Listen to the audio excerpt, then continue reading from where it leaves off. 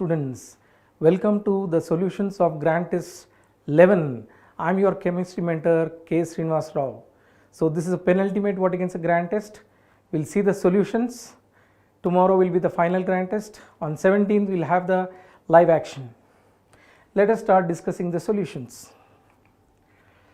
Which of the following describes hexagonal closed packed arrangement of spheres? Now every type of packing has one type of arrangement. In the case of hexagonal closed packing, the arrangement seen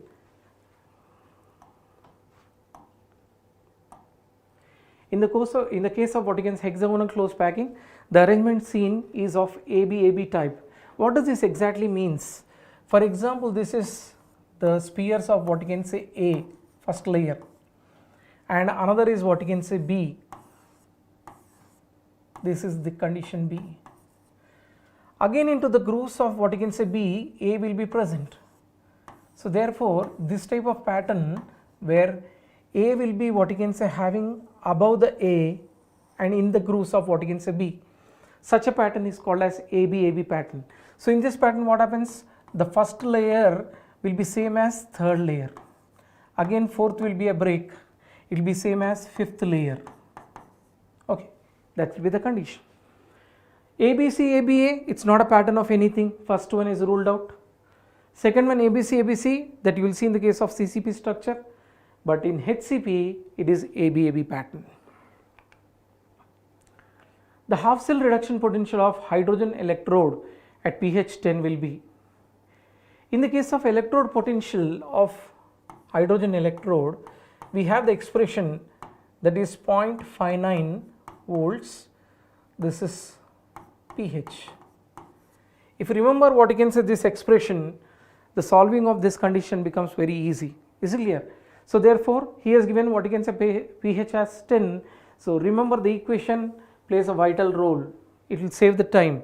Start from the first equation, you have to arrive to this equation, then you have to what you can say solve. So this becomes easy and this pattern you know very clearly. So direct what you can say equation. Catalyst increase the rate of reaction by. Here it has some explanation. What is that?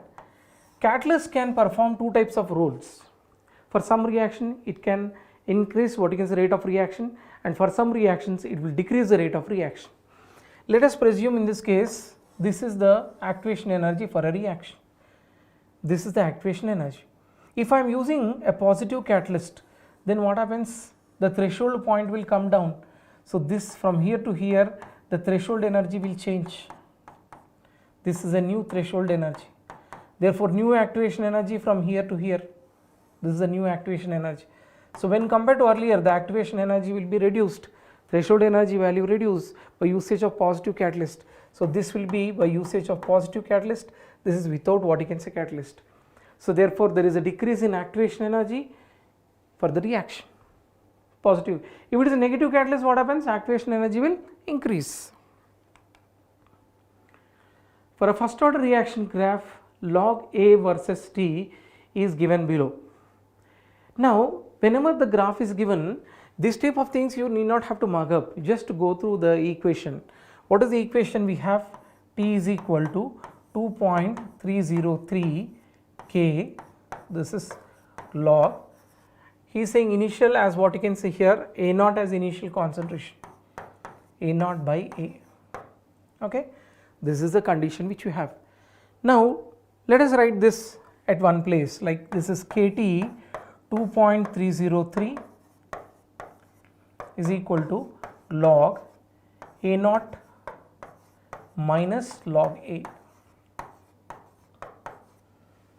This plot is between log A and time period. So log A and time period.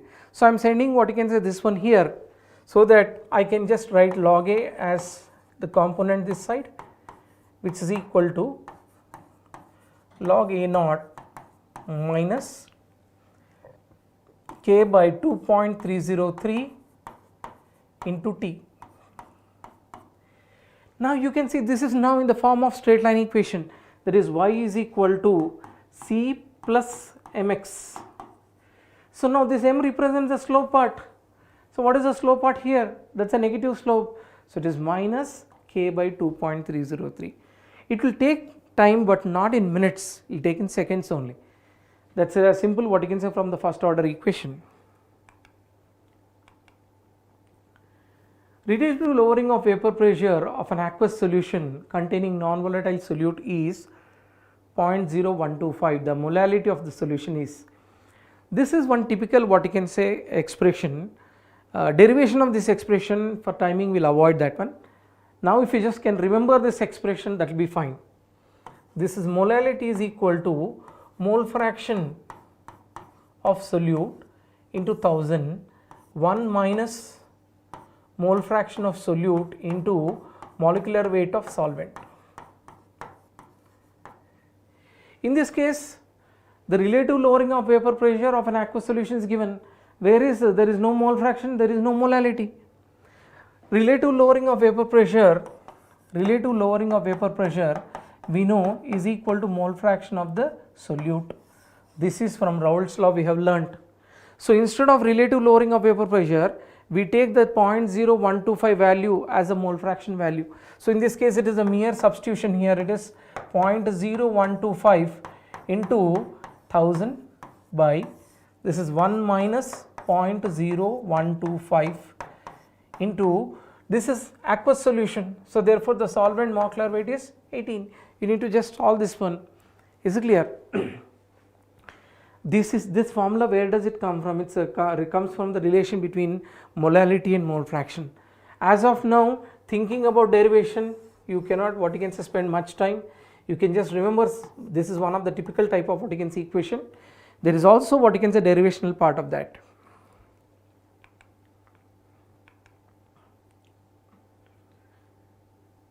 This is the behavior of a strong electrolyte and a weak electrolyte. In this graph there is what you can say conductance with respect to the concentration. Now if you see, how do you understand in this case, you have a moderate dilution. If I am putting what you can say strong electrolyte KCl, no sooner I keep this in what you can say water, it completely splits into K plus and Cl minus. Thereafter the amount of KCl left out will be 0. Suppose if I am diluting what you can say strong electrolyte by adding water, then the number of ions are not increasing because the alpha is equal to 1 from the beginning. If you slightly dilute, what happens is the ions are farther from each other, thereby their resistance will decrease, therefore conductance increases, but that increase in conductance will be less. Whereas if you see in the case of weak electrolytes what you see that in the case of acetic acid, weak electrolyte, among the given options you see acetic acid is one of the weak electrolyte which will not dissociate completely. So therefore this is CH3, CO minus and H plus. Now you need to understand, let us say out of 100, 60 have dissociated, still 40 what you can say acetic acid is left out. When I am doing the dilution from here to here, it is increasing number of what you can say acetate ions and H plus ions. Now it is 60 dissociated. The moment I start what you can say diluting it, where concentration start decreasing, then what happens, number of ions, this may increase from 60 to 70, then 80, then 90 and so on like that, due to which what happens is the number of ions increases, but doesn't happen in the case of strong electrolyte like that. So therefore strong electrolyte, the line will be what you can say like this is for KCl, strong electrolyte. There is an increase, if you see this direction concentration is decreasing, means dilution is increasing. So as dilution increases, conductivity of KCl increases, not because of increase in ions, it is because of decrease in resistance. In this case, why conductance is markedly increasing? Because there is increase in ions and decrease in resistance, due to which what happens, conductivity increases. Now this is the acetic acid graph. So any weak acid or weak base, they generally tend to show like that and doesn't meet. If you go for infinite dilution, then it attains the alpha value equal to 1. So therefore there is a marked increase with respect to weak acids and weak bases or weak electrolytes with dilution when compared to the strong acids, strong bases or salt solutions.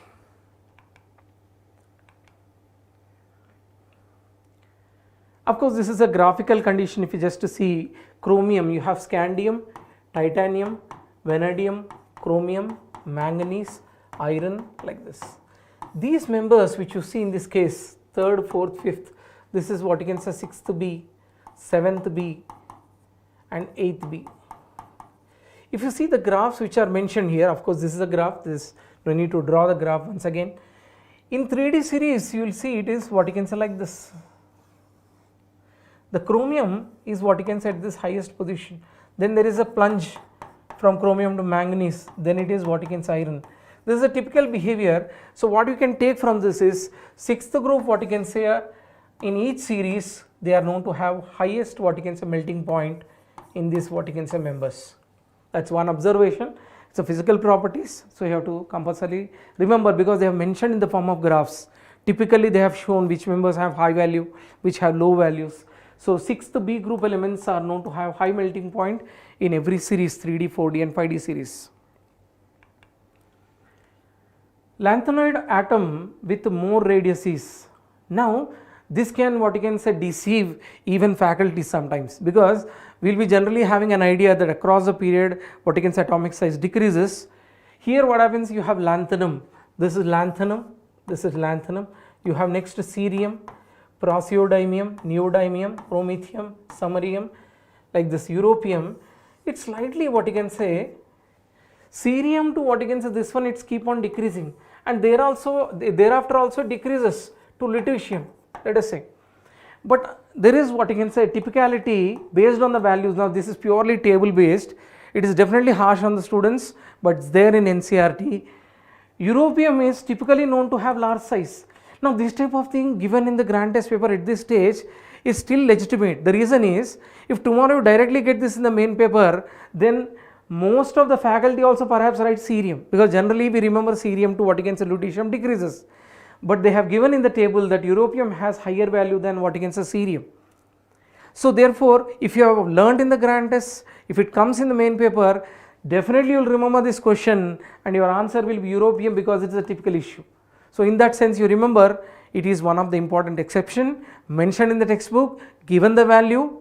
So remember the europium has higher value.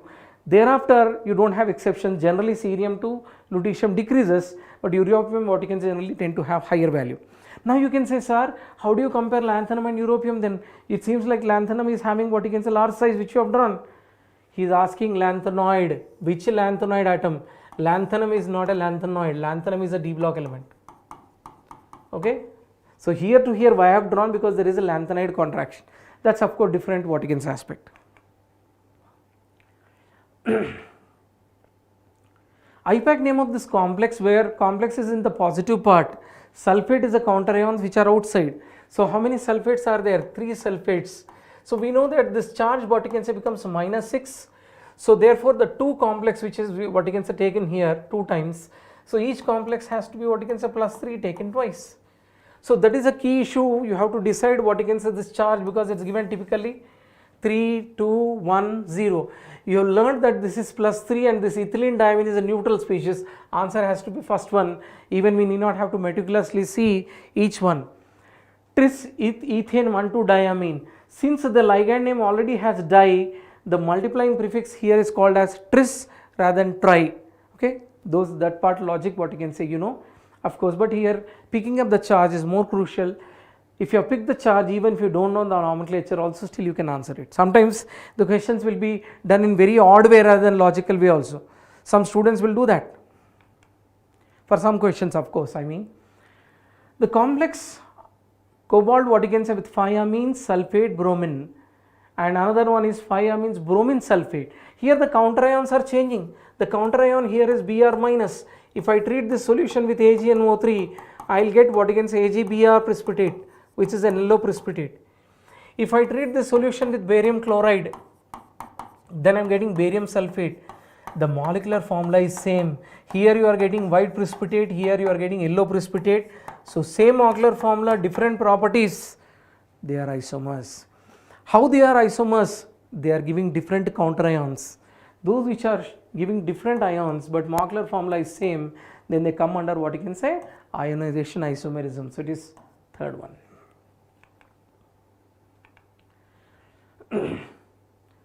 Depletion of ozone. Now depletion of ozone, you will be what you can say keep on learning from long time. Depletion ozone, we have what you can say freons. Freon is what you can say useful. You have free radical, you have nitric oxide. Any of these discussions very commonly you will come across which will cause depletion of what you can say ozone layer. Compound which is not Lewis acid. Lewis acid is what? Electron pair acceptor, ठीक है? Electron pair acceptor. It is also called as halo, electrophile. Electrons कम है. That's the reason it is seeking electrons. ठीक है? Lewis acid or electron deficient species. Electron deficient species. Any of this you will say that's Lewis acid. You definitely know that ammonia is also categorized as electron what you can say rich hydride. Therefore what you can say it is NH3. Rest of the conditions, boron especially aluminium has what you can say vacant orbitals. Essential to do have what you can say lone pair, do have the lone pair, but since it also has what you can say d orbitals empty, it rather tends to what you can say expand also. It doesn't have any strong what you can say basic nature like that.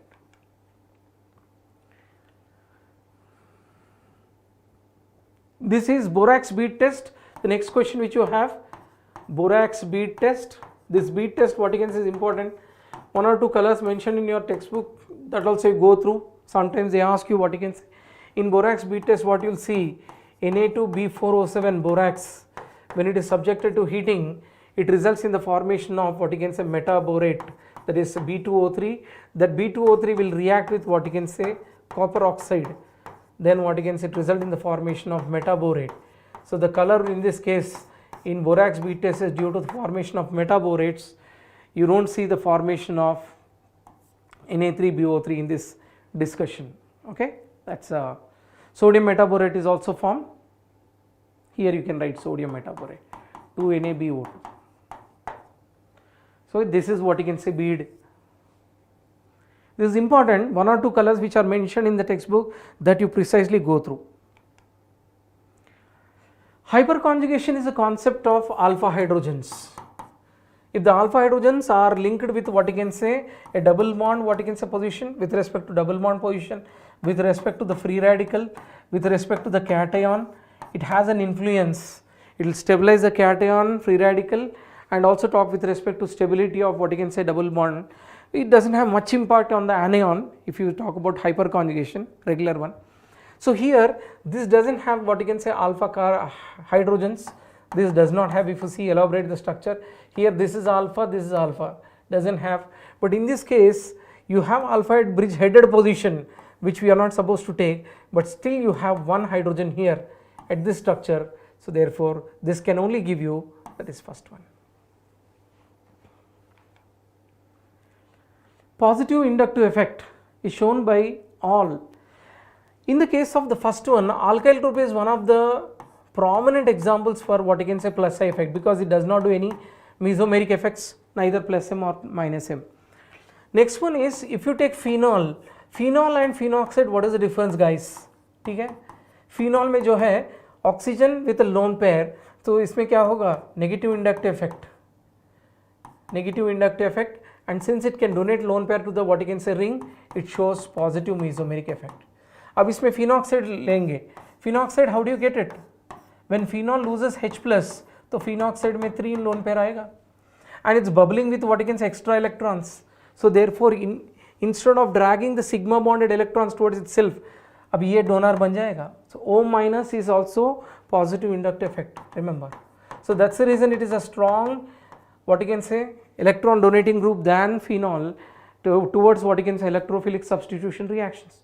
Phenoxide bromination 2,4,6, phenol bromination carbon disulfide either ortho and para position. Why? Because it is plus I and plus M. ठीक है,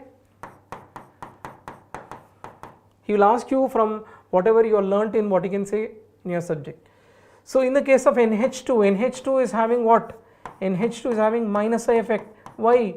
It is having lone pair, it shows plus M, but through the sigma bond it is negative inductive effect. So therefore it has to be NH2 group. Ethanol and methoxymethane, you write the structures, you eventually see that there is a difference in the functional group. Here the functional group is OH and here the functional group is what you can say ether. Therefore differ in functional group, therefore functional isomerism. Simple cases, we'll take it bit fast. Photochemical smog, इतने बार लिख चुके हैं. If you want to do mistake also you cannot do. Photochemical smog, we have seen what you can say, oxygen, you have acrolein, okay, of course it is there. You have this is peroxyacetyl nitrate, oxides of nitrogen, okay, oxides of nitrogen, sulfur dioxide, smoke, fog, that comes under what you can say, the classical smog or winter smog, whereas photochemical smog is a summer smog or oxidizing smog. This does not include what you can say, chlorofluorocarbon. Therefore the answer is the fourth one. These levels, you know, what is this? 0 to what you can say 10, troposphere, 10 to what you can say 50, you have what you can say this stratosphere, then you have mesosphere, ऊपर जाओगे heat बढ़ेगा, thermosphere, ionization of what you can say gases will occur. So this is the lower belt, troposphere, all air pollution predominantly what you can say seen in the troposphere. Stratosphere पे क्या बात करोगे आप? Depletion of ozone layer. So ठीक है, so therefore the lowest what you can say layer, distance from what you can say earth crust what you can say starting will be troposphere. Coagulation values, किसको coagulate कर रहे हैं? Coagulation, what does it explain? If you are precipitating a colloid by adding electrolytes, then it is called coagulation. If it coagulates what you can say more irreversibly, then it's called coagulation. Partially coagulated, again what you can say restores, it's called flocculation. So coagulation values depends upon the power. For example, in the case of what you can say, I am talking about coagulation power 1, electrolyte coagulation power 2, उसका power अगर ज़्यादा है तो कम मात्रा में चाहिए, so coagulation value will be less. अगर उसका पावर ज़्यादा है तो कम कंपोनेंट भी काम आएगा, अगर coagulation पावर कम है so उसका मात्रा ज़्यादा होना चाहिए. So therefore this relationship we have seen, okay. So therefore you can substitute accordingly. Even he has not given what you can say completely solved value. That's why I ask you to what you can say check the options once. Don't rush for solving this entire what you can say dump and then you see you don't find an answer.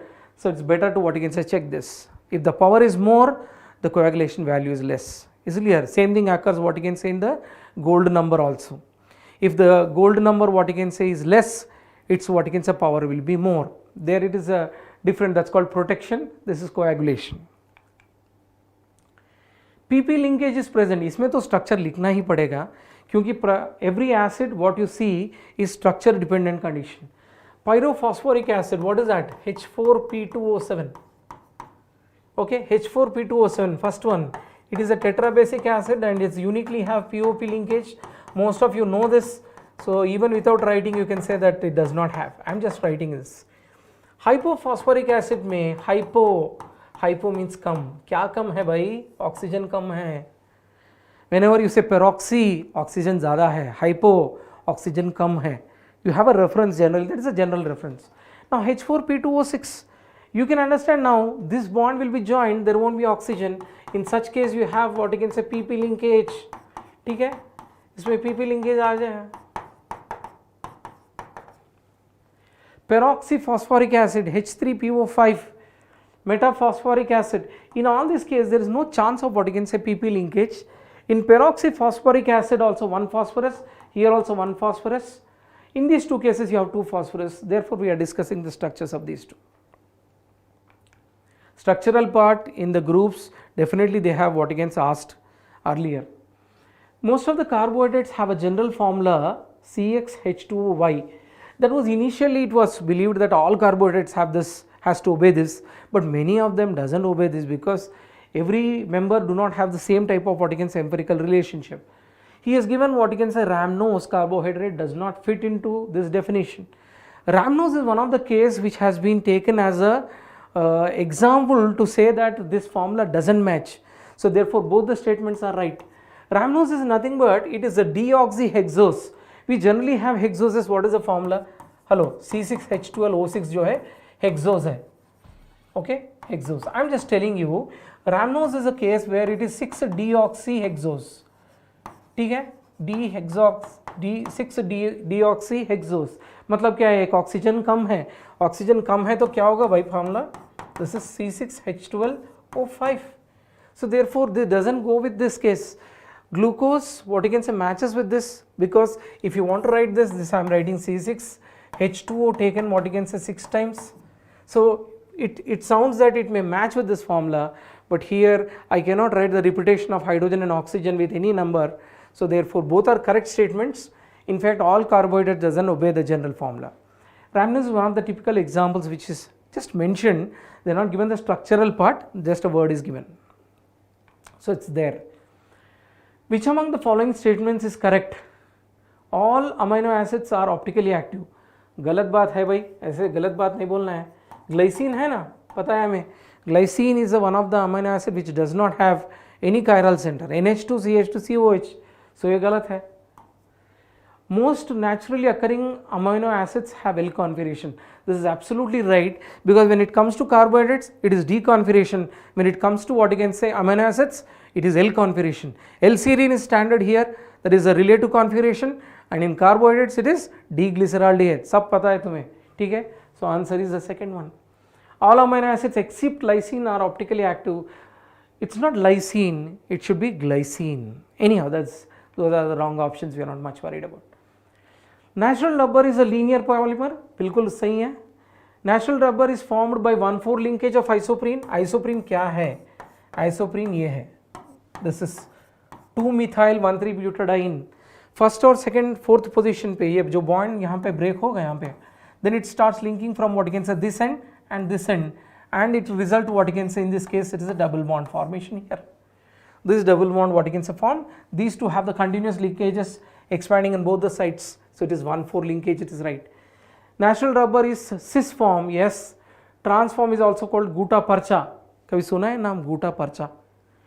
But सुनिएगा, that is a trans form, that's not a natural form. So therefore in this case all are what you can say correct statements. Role of urea in decomposition of H2O2. H2O2 में बहुत cases हैं जो उसके decomposition को कम करेंगे. You have one more example, earlier it was asked in other exams, like it's called catechol. You have what you can say OH, you see OH. Due to this what you can say hydrogen bonding with oxygen, I wrote what you can say, I'll write like this. I'll use this and I'll take this catechol. Due to this hydrogen bonding, H2O2 is more locked, it's not free enough to undergo decomposition. So all such members which are capable of showing hydrogen bonding with H2O2, like dilute acids, you have glycerol, glycol, okay, this is all glycerol, glycol, urea, acetanilide, बहुत सारे पड़े हुए हैं भाई.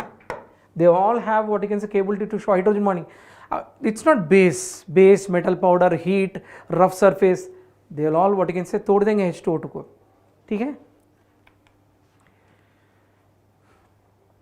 2 liter solution containing 4 grams of NaOH, 4.9 grams of sulfuric acid. This you write the basic equation for this question actually. Don't see what you can say pH and start writing negative log H plus. First you write the basic equation and try to analyze what it is. It forms what you can say salt plus what you can say water. Now you say this is 98 grams and this is 80 grams. Every 49 grams will react with 40 grams. In the equation what is given? 4 grams is reacting. Now it's 4.9 grams. This is 4 grams. Then it is exact neutralization. When it is exact neutralization, pH will be 7. अब ये 4 ग्राम चाहे 1 litre में हो या half litre में हो या 5 litre में हो, it does not make any difference. As long as the reacting quantities are equal, their volumes really do not matter. It will be neutral solution because basically acid base reaction to give salt and water, and these salts which are formed from these two components do not undergo salt hydrolysis.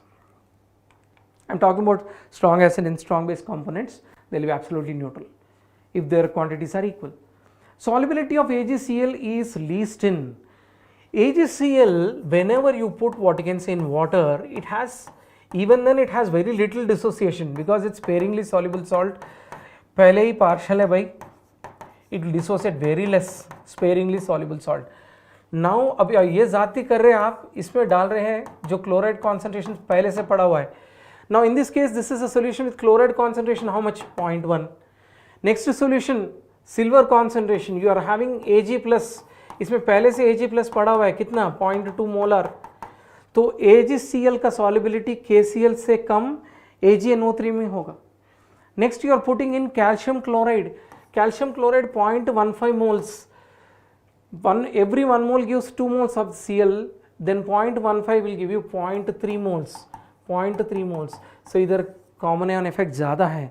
जिधर common ion effect ज़्यादा है उधर solubility कम रहेगा.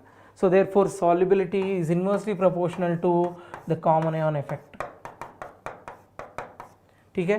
So these are all bodygens having common ion effect. Of course in ammonia में वो complex form करेगा, isn't it? So it dissolves. Active mass, in general we can just write like this: active mass, number of moles what you can say per unit volume. 28 grams of nitrogen is 1 mole, 32 grams of oxygen is 1 mole, volume is same, STP is saying, so therefore the active masses will be same here. This is one of the direct questions. There is no need to what you can say put anything on the paper. I have just given for reference. Solubility of sulfates in the second group, the only typical part you should generally remember is if you take oxides, hydroxides, solubility will increase down the group. And you take what you can say sulfates, solubility decreases. Beryllium sulfate is extremely soluble because of its hydration energy issue. Hydration energy is very high because Be plus is small size, that is one reason. Hydration energy dominates lattice energy, therefore solubility will be very high. That should also be in the case with what you can say beryllium oxide and beryllium hydroxide. But there you see the trend.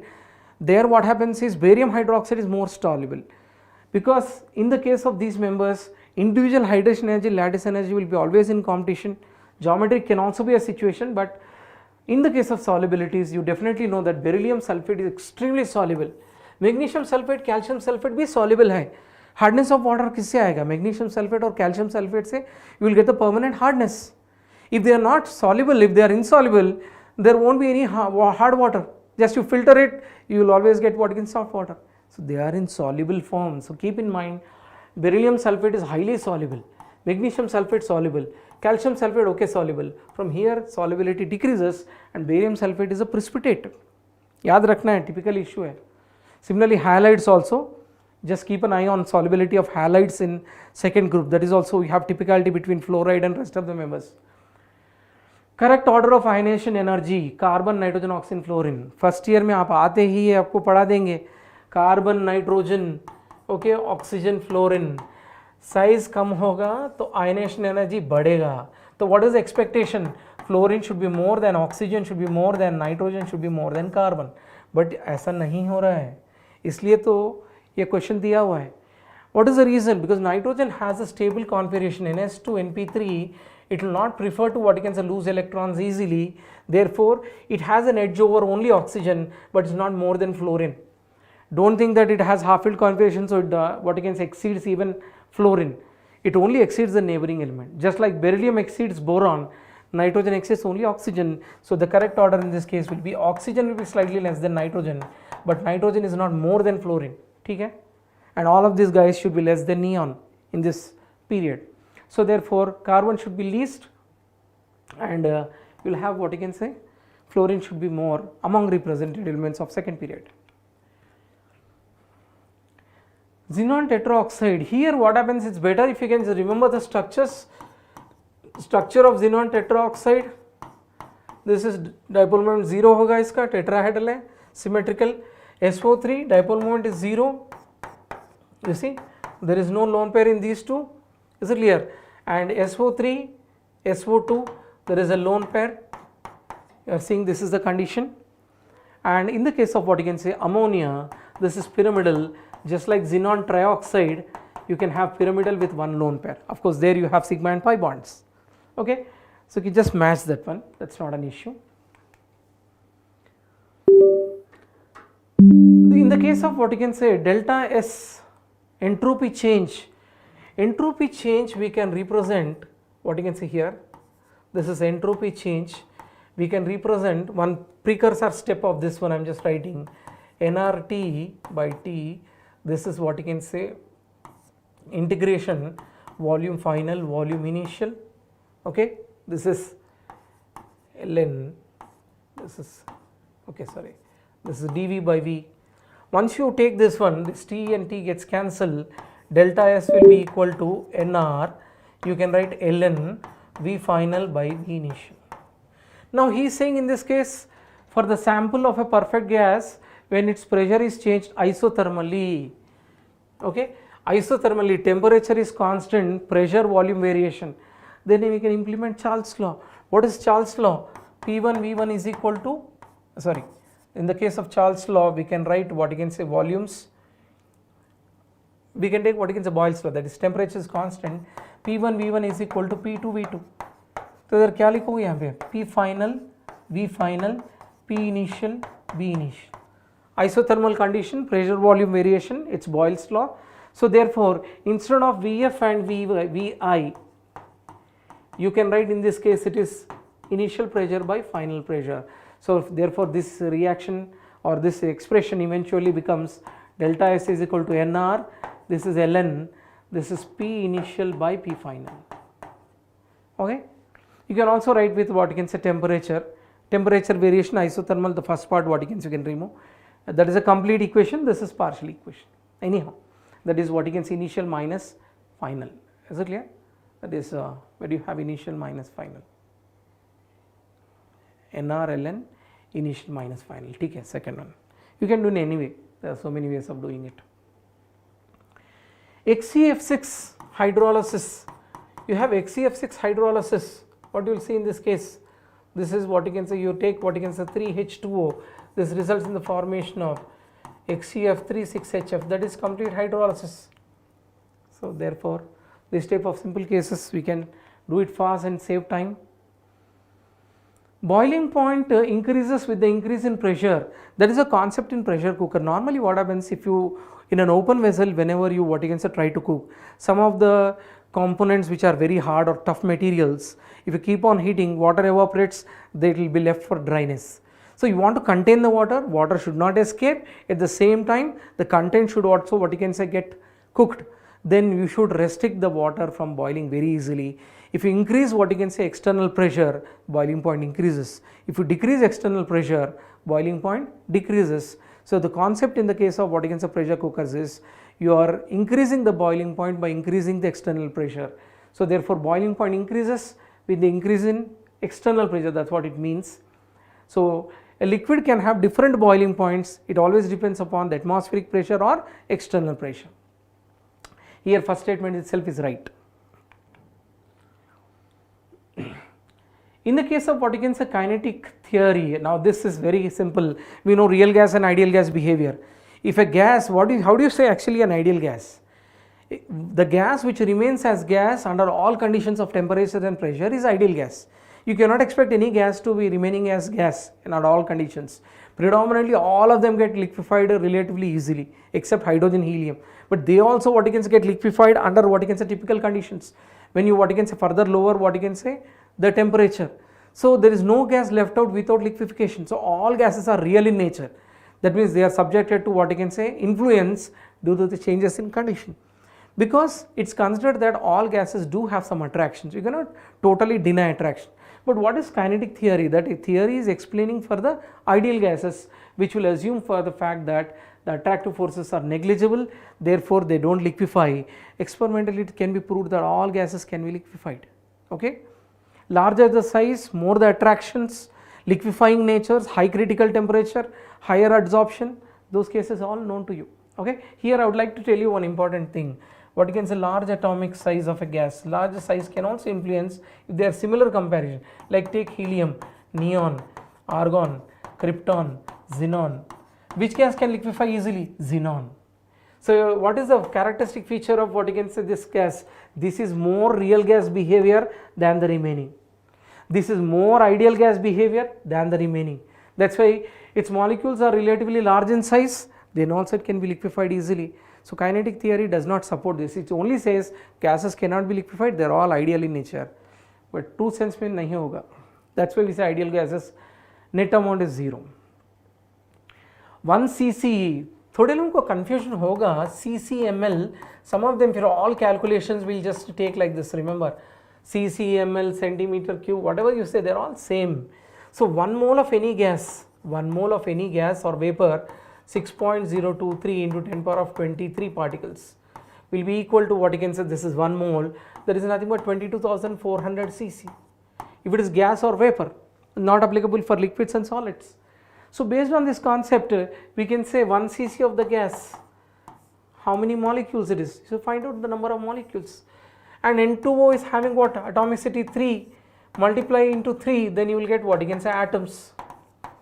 इसमें कितने electrons हैं? You better write like this if you have any confusion. 7, 7, 8, कितना हुआ? 15 and what you can say 7, 22 electrons.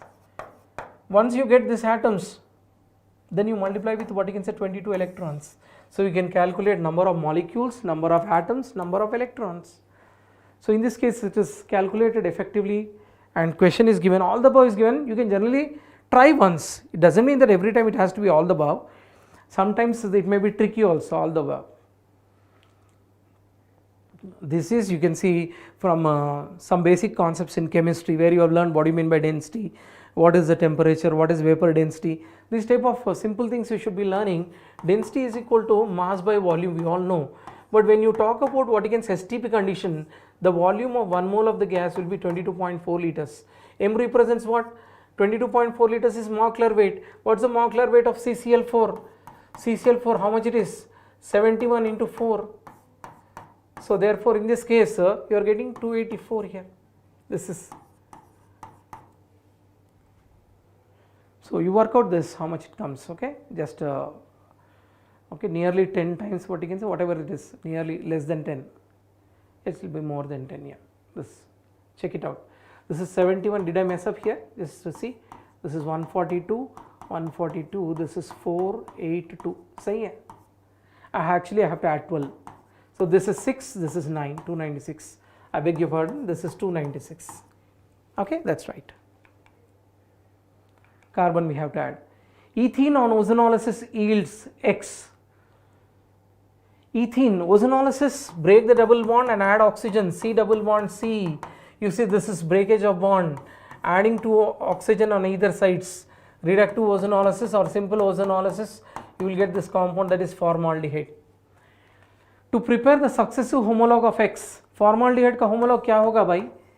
Acetaldehyde, CH3, C double bond OH.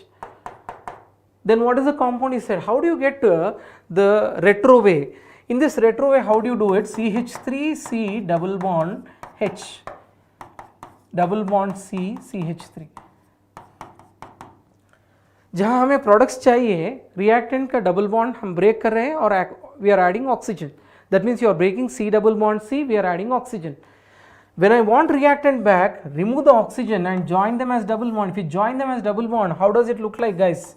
This will be like this, CH3, C double bond, CH, CH3. So this is nothing but 2 butene here. Retro methods also you should see how to get back the reactant. Ozonolysis breaks 2 bonds. In alkynes it breaks 2 bonds, still 1 bond will be present. That's why here most of the cases you will get 2 products, whereas in alkyne you will get single product, because out of triple bond 2 bonds are broken, 1 will be intact. Sodium can't be used for drying ethyl alcohol. What is the uniqueness is sodium can be used for drying ethers. Sodium can be used for drying benzene because it does not react. Sodium, it is known to react with what you can say H2O. It is known to react with ethyl alcohol. It is known to react with ammonia. For this type of cases where there are having active hydrogens, sodium cannot be used for drying. So first statement is right. And when it reacts with water, ethyl alcohol, ammonia, any of this one, it tends to liberate hydrogen gas. So this is, both the statements are correct here. Freon, this freon is what you can say haunting you. This is, so you cannot, even in wildest dreams you can answer your what you can say freon. Silicates which contain discrete what you can say tetrahedral units. Discrete means separate. This is the basic unit of what you can say the silicates. You have what you can say silicon, you are having what you can say this is a tetrahedral unit. But whenever you are writing the representation in the form of sheets, it is ironically represented in a typical way where it is not looking like a tetrahedral. Here you see this is what you can say oxygen. This is one way we represent. These are the 4 oxygens. These are the 4 oxygens which are represented. तो silicon किधर है? Silicon हमें यहाँ रखना है. Each oxygen has -1 charge. So this is SiO4 -4, which is also called orthosilicate or what you can say silicate form. So this is the first one. If you have this type of units joining, then starts what you can say this coupling part. Now you see this is, you see, they join with this oxygen, the charge on the oxygen will be lost. you have what you can say all this one 2D, 3D chain sheet and all what you can say consequently coming for that. Which one of the following properties is not shown by NO? It combines with oxygen to form nitrogen dioxide. NO plus oxygen Dalton's law nahi chalega. Kyun nahi chalega? Because it directly forms what you can say NO2. It is converting into reddish brown vapors. So a mixture of NO and O2 do not apply Dalton's law because they readily reacts. So first statement is what you can say is correct. Its bond order is 2.5. NO kitna hai bhai? 7 plus 8. Kitne electrons hai? 15 electrons. This go by the oxygen system. Remember, oxygen system in molecular orbital theory will be shown by NO. CO system it is N2 when you are writing. दोनों में oxygen है but यहाँ carbon है. If it is CN, it still fall into this. Wherever you have carbon in it, it goes into the N2 system. Wherever you don't have carbon, oxygen and nitrogen, it goes into O2 system. If you write NO plus or something like that, the configuration, then you can write what you can say proportionately it happen to be what you can say 2.5. It is not diamagnetic, it is paramagnetic. In the case of what you can say nitric oxide, it has unpaired electron. It has unpaired electron. In the case of what you can say NO, it also has a tendency to undergo dimerization. Okay, I am not representing the exact structure. During dimerization process, there is a tendency that it may lose what you can say unpaired electron. So it is not diamagnetic in nature, it is paramagnetic in nature what you can see in the gaseous state. That is very important. So therefore, which of the following is not a property? Third one is not a property of that. It is a neutral oxide because it does not dissolve what you can say in water to give any acid. So oxides which are neutral is NO, you have CO, some of the non-metal oxides which are found to have neutral nature. pKa value can relate to acidic nature. pKa is inversely proportional to acidic strength. Higher is the pKa value, lower will be the acidic strength. Acidic strength will be same what you can say, that is with respect to the Ka. Greater the Ka value, greater will be the acidic strength. Now acidic strength we have discussed what you can say all the time, that whenever there is a tendency of losing H plus and then stabilizing factor is seen on CO minus, then what you can say it will be more prone to lose what you can say higher number of H plus and definitely it will have more acidic nature. In this given case, these two are not a competition with these two because virtually these are acids. An acid will be always higher in competition with a regular phenol, not like a picric acid. If it's a picric acid, we have to see the Ka values, cross comparison is not easy. But normal phenols, whether it is substituted with what you can say NO2 or 1-methyl or 2-methyls, it cannot what you can say overtake what you can say COH. Within these two, this is donating group and this withdrawing group. Obviously this wins over what you can say this. Uses of sodium hydroxide used in the mercerization of cotton. It will make the cotton cloths unshrinkable. If you treat a cotton fabric, what you can say, if you don't treat like with NaOH, it will start what you can say shrinking. So it has very high shrinking capacity, cotton cloth. So if you treat with NaOH, the treatment will reduce its shrinking capacity. That's why they say wrinkle free cotton. What does it generally means? It does not shrink. So mercerizing cotton is making the cloth unshrinkable, which is a property.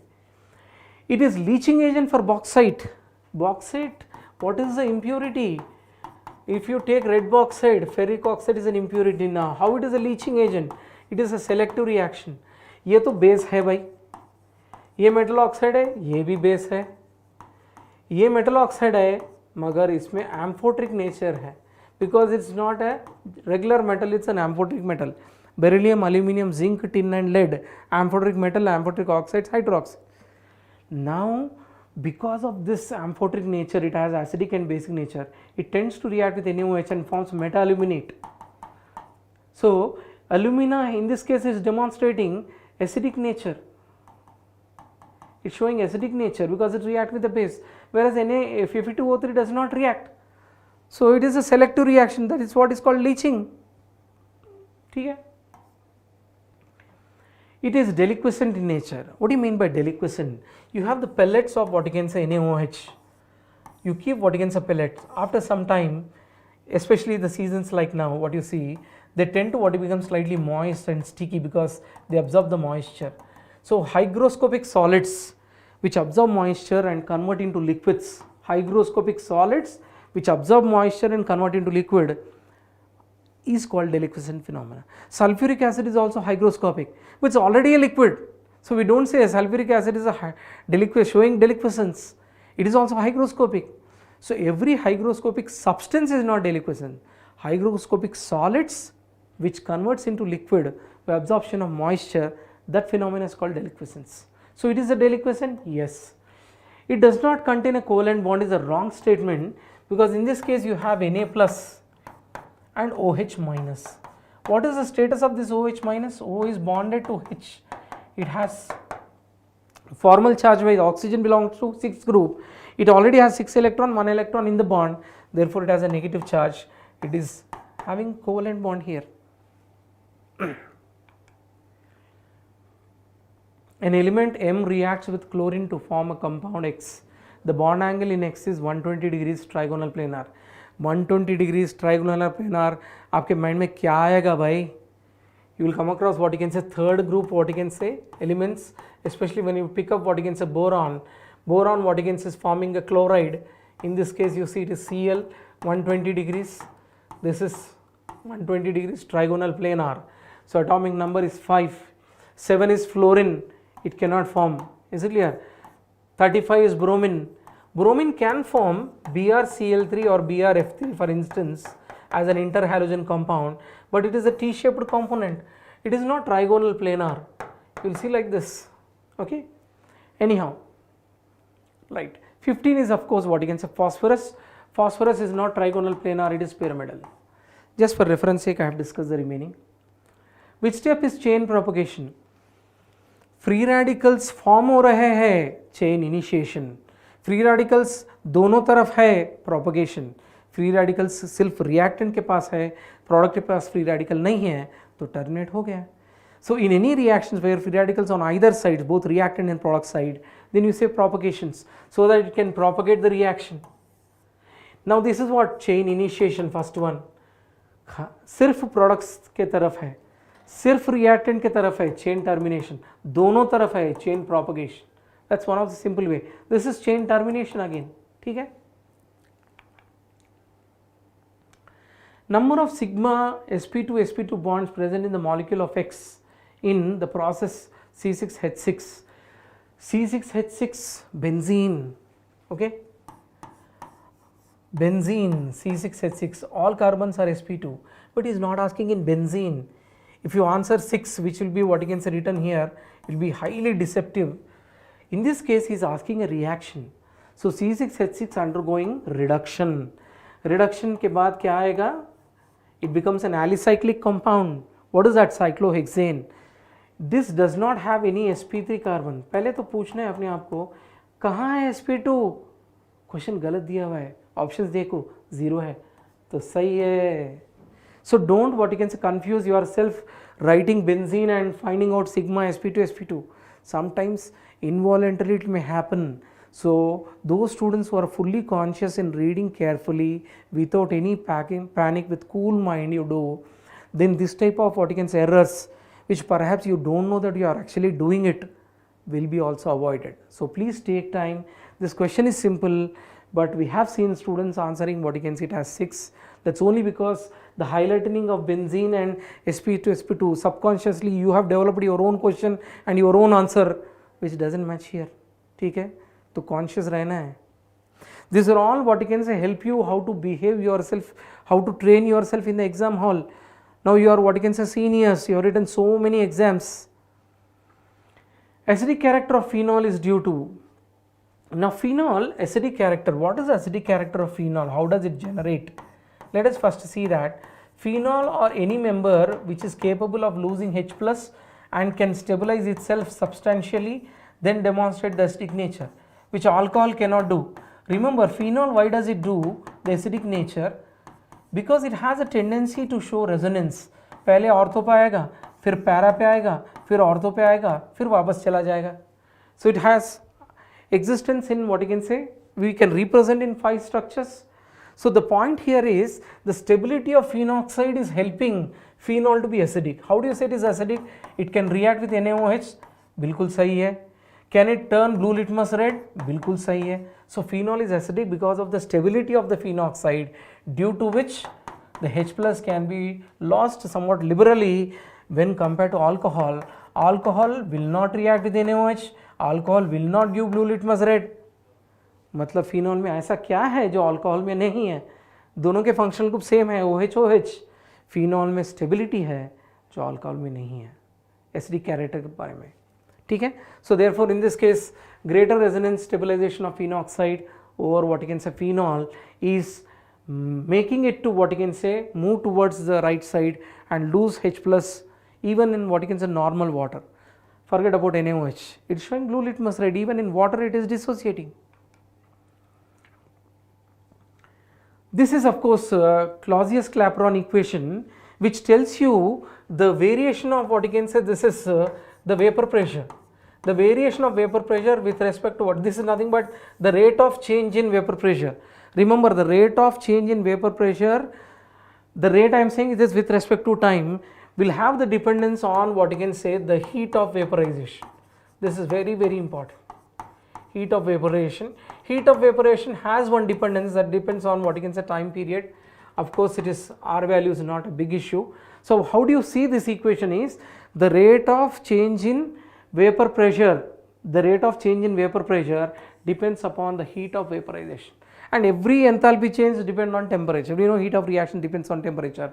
So this is Clausius-Clapeyron equation, which tells you the variation of vapor pressure, rate of variation of vapor pressure, dependence. It has a dependence on heat of vaporization, and every heat change depends on temperature.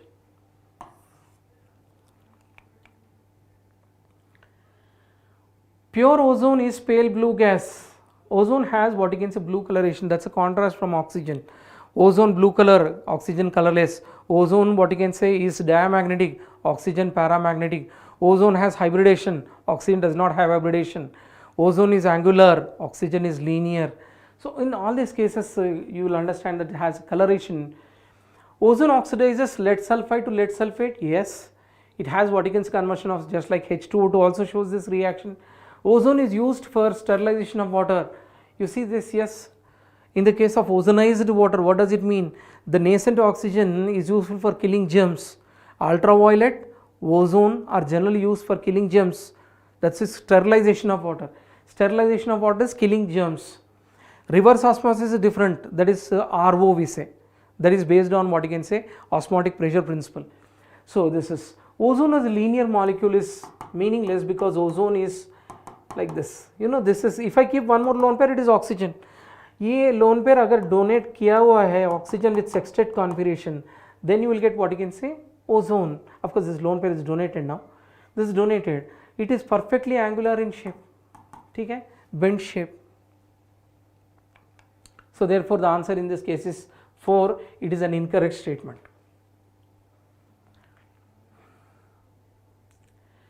Illingham's diagram. In Illingham diagram, you will just see that in the case of what you can say carbon dioxide formation, in the Illingham diagram, if you just see, it is having one of the linear what you can say value. It does not have any big change from what you can say any temperatures. Generally, if you move from lower level to higher level, there won't be much change in what you can say delta G value. So it is almost 0. So 1 is what you can say C. So therefore answer cannot be what you can say this one. And you see, you may have confusion with carbon monoxide and what you can say carbon dioxide. One has negative slope, another has positive slope. You can also decide this question based on what you can say iron. Iron, most of the what you can say metals, they generally tend to become what you can say oxides. Most of them tend to become oxide. Why? Because that is a natural phenomena. You do in a reverse way. From oxide you reduce and extract the metal. That is called as metallurgy. That is a forcible process. It is a non-spontaneous process, requires energy. Conversion of metal into its oxide is a spontaneous process. Therefore, what happens in this case, spontaneous process in which oxides formation occurs easily, it has what you can say positive slope. So therefore, it is in the case of what you can say iron oxide, it has what you can say a positive slope. So here you just see this is positive slope. Illingham diagram is one of the typical cases where we have discussed what you can say phase transition also, where the junction suddenly there is a rise in what you can say graph. It clearly indicates the phase transition. So these are some of the typical cases in Ellingham diagrams which you have come across. Just what you can say, have a look at that.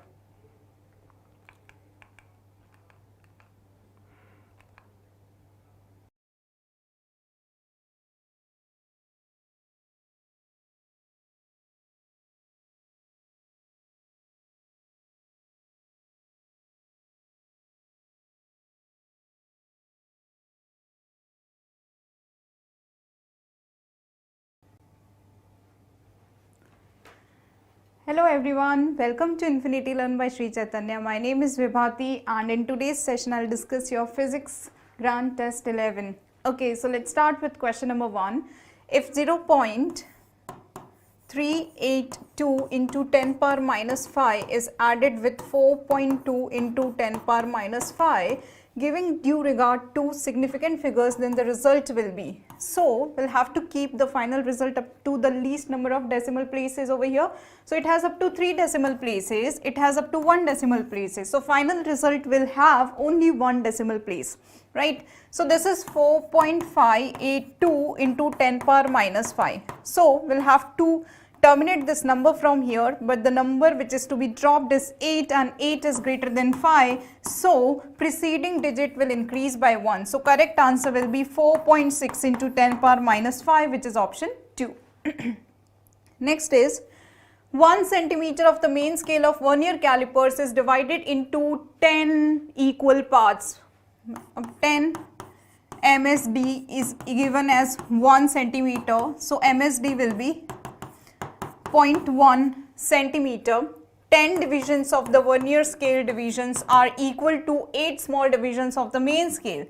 10 VSD is equal to 8 MSD. So 1 VSD will be equal to 0.8 MSD. What is the least count of the vernier caliper? So least count is MSD minus VSD. MSD is just MSD now. VSD is 0.8 MSD, so it is 0.2 MSD, but MSD value is 0.1 centimeter, so this is 0.2 into 0.1 centimeter, which is equal to 0.02 centimeter, which is option 2. Next is this one: at what temperature is the RMS speed of gaseous nitrogen molecules equal to that of the oxygen molecules at 47 degrees Celsius? So temperature of the oxygen gas over here is 47 plus 273, which is equal to 320 Kelvin. Okay, so RMS speed of this oxygen molecule is under root 3 RT, which is 320 divided by M. M is 32 and it should be equal to RMS speed of the nitrogen. So let's say its temperature is T, so this is 3 RT divided by 28. M is 28 for nitrogen. So let's square on both the sides. So we'll get 3R into 32 divided by 32 is equal to 3R into T divided by 28. So T will be 280 Kelvin and it is equal to 7 degrees Celsius, which is option 2. Next is this one: a body initially at rest sliding along a frictionless track from a height h. This is the height and it is sliding over here. So its entire potential energy mgh will convert into its kinetic energy half mv square.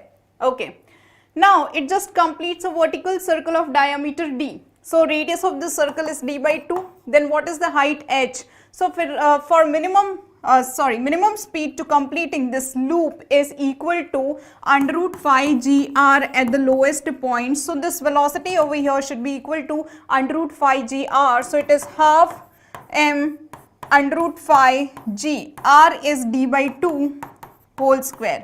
So this will give you half m phi g d by 2 and that is equal to mgh. mg cancel, so we have h as d by 4, phi d by 4, which is option 4. Next is VE and VO represent the escape velocity and the orbital velocity of the satellite corresponding to a circular orbit of radius r. So we know that escape velocity is equal to under root 2 times orbital velocity. So correct answer is option 2. Next is raindrops of radius r is falling through air starting from rest. The work done by all the forces on the drop when it attains terminal velocity is proportional to. So work done by all the forces equal to change in kinetic energy. Let's say final kinetic energy is half mv square and initial kinetic energy will be 0 because they are falling from rest. So work done is equals to half mv square. Now mass is density into volume, so it is density into 4 by 3 pi r cube.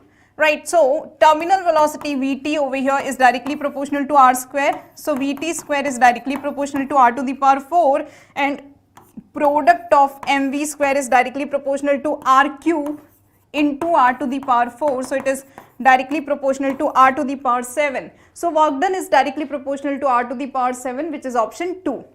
Next is this one. A disk of mass m and radius r is rolling with angular speed omega on a horizontal plane as shown in the figure. The ratio of the magnitude of the angular momentum of the disk about center of the disk and about the origin over here. So angular momentum about the center of the disk is half I omega square, which is equal to half mr square by 2. For disk I, about the center of mass is mr square by 2 into omega square. Angular momentum about the origin will be mvr plus half I omega square. So this will be m omega r square. V is equals to omega r plus half I omega square is m r square omega square by 4. So this, sorry, it is I omega, sorry, this is not kinetic energy, my fault. This is not kinetic energy, this will be just I omega. Okay, this is just I omega. Alright, I'll have to erase this also. Not, okay.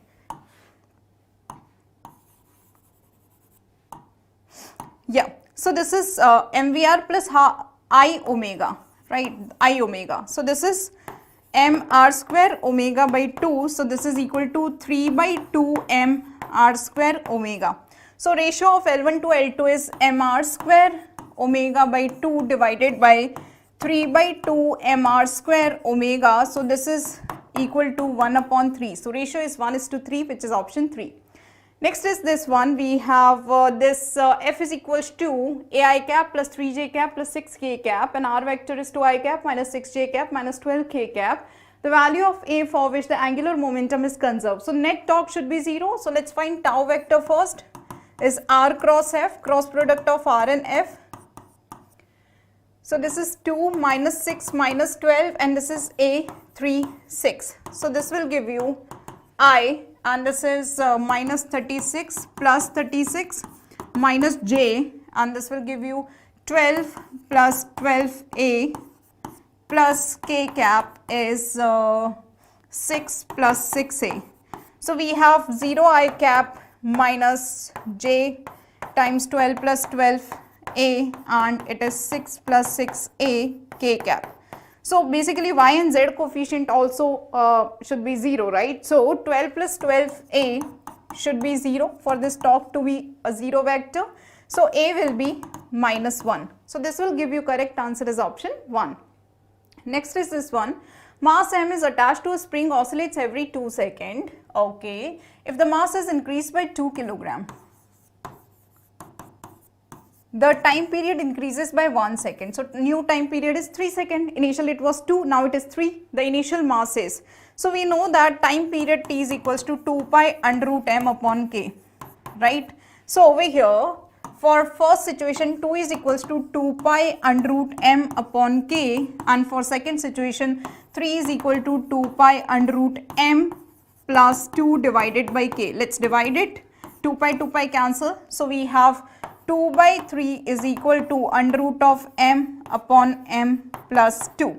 Let's square it. So you'll get a 4 upon 9. 4 upon 9 is equal to m upon m plus 2. So this 4m plus 8 is equal to 9m. So we have 5m is equal to 8 and m is 8 upon 5, which is equal to 1.6 kilogram. Next is by taking a catch.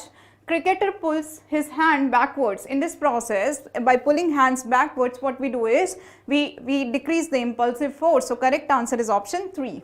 Next is the pressure inside two soap bubbles is 1.01 and 1.02 atmospheric pressure. The ratio of their respective volumes is So delta P1, that is excess pressure inside the soap bubble 1, is 1.01 P minus P, that is 0.01 P. Delta P2 is the ratio, excess pressure inside the second soap bubble, so it is 1.02 P minus P, which is equal to 0.02 P, right? So ratio of their volume over here is delta V1 upon V2 is equal to, ratio of their respective volume is V1 upon V2 is equal to delta P2 upon delta P1 whole cube. So this will give you 0.02 P divided by 0.01 P whole cube, and that is equal to 8. So ratio is 8, which is option 1. Next is the kinetic energies of a planet in an elliptical orbit about the sun at position A, B and C are K, KB and KC respectively. AC is the measure axis, okay, SB is the perpendicular to AC to the position of the sun as shown in the figure. So when planet is closer to the sun, it moves faster. So it is closest at C and farthest closest at A and farthest at C, right? So kinetic energy will be maximum at A, then B, then it will be minimum at C, because when a planet is far away from the sun, it moves slower, right? So correct answer is option 2. Next is a force of minus F K cap on acts on O, the origin of the coordinate system. The talk about the point 1 comma minus 1 is. So in this case, let's find R vector first. So R vector will be 0 I cap plus 0 j cap minus point is I cap minus j cap. So this will be minus I cap plus j cap. This is our R vector. So talk over here will be R cross F. So this is minus I cap plus j cap cross F is minus Fk cap. So you can take minus common. So it is minus F, and we have I cross K with minus sign. So I cross K is minus j with minus sign, it is j cap. And then we have j cross k, so it is I cap. So correct answer is minus of I cap plus j cap times F, which is option 3. Next is a satellite of mass m is revolving in an orbit of radius 2r. The minimum energy required to lift it into another orbit of radius 3r, where r is the radius of the earth and g is acceleration due to gravities. So in first orbit, its total energy is let's say E1, and that is minus gmm divided by 2 into its orbital radius 2r, which is minus gmm divided by 4r. In second orbit, its radius is minus g, its total energy is minus gmm divided by 2 times 3r, which is equal to minus gmm divided by 6r. So change in energy will give you what? The minimum energy required over here. So change in energy will be minus gmm divided by 6r minus of minus gmm divided by 4r, right? So this will give you 12 as your LCM, 12r. So this is minus 2 gmm, and this will be plus 4, so it is 4, so it is 3 gmm. So this is gmm divided by 12r, and gm is gr square, so you can put it as gr square m divided by 12r. rr cancel, so minimum energy is mgr divided by 12, which is option 3. Next is an old pendulum clock gains 8.64 seconds per day when the room temperature is 10 degrees Celsius, okay, and loses 17.24 seconds per day when the room temperature is 40 degrees Celsius. The clock will show correct time when the room temperature is. So basically this directly proportional to delta theta. So you can write 8.64 divided by 17.24 is equal to, let's say correct temperature is T. So it is T minus 10 divided by 40 minus T. So this is approximately 1 by 2. So 1 by 2 is equal to T minus 10 divided by 40 minus T. So this will give you 40 minus T is equal to 2T minus 20. So 3T is 6T. So T will be 20 degrees Celsius, which is option 4. Next is an organ pipe P1, closed at 1 and vibrating in its first harmonic, and another organ pipe P2 open at both ends. So first harmonic of closed organ pipe is V upon 4 L1. Let's say L1 is the length of the closed organ pipe, and another organ pipe which is open organ pipe is in third harmonic and is in resonance with the given tuning fork. Okay, so third harmonic of the open organ pipe will be 3V upon 2L2. So what is the ratio of their length? So we need to find L1 upon L2, VB cancel, so we have 2 upon 4 into 3 is equal to L1 upon L2, and ratio is coming out as 1:6, which is option 3.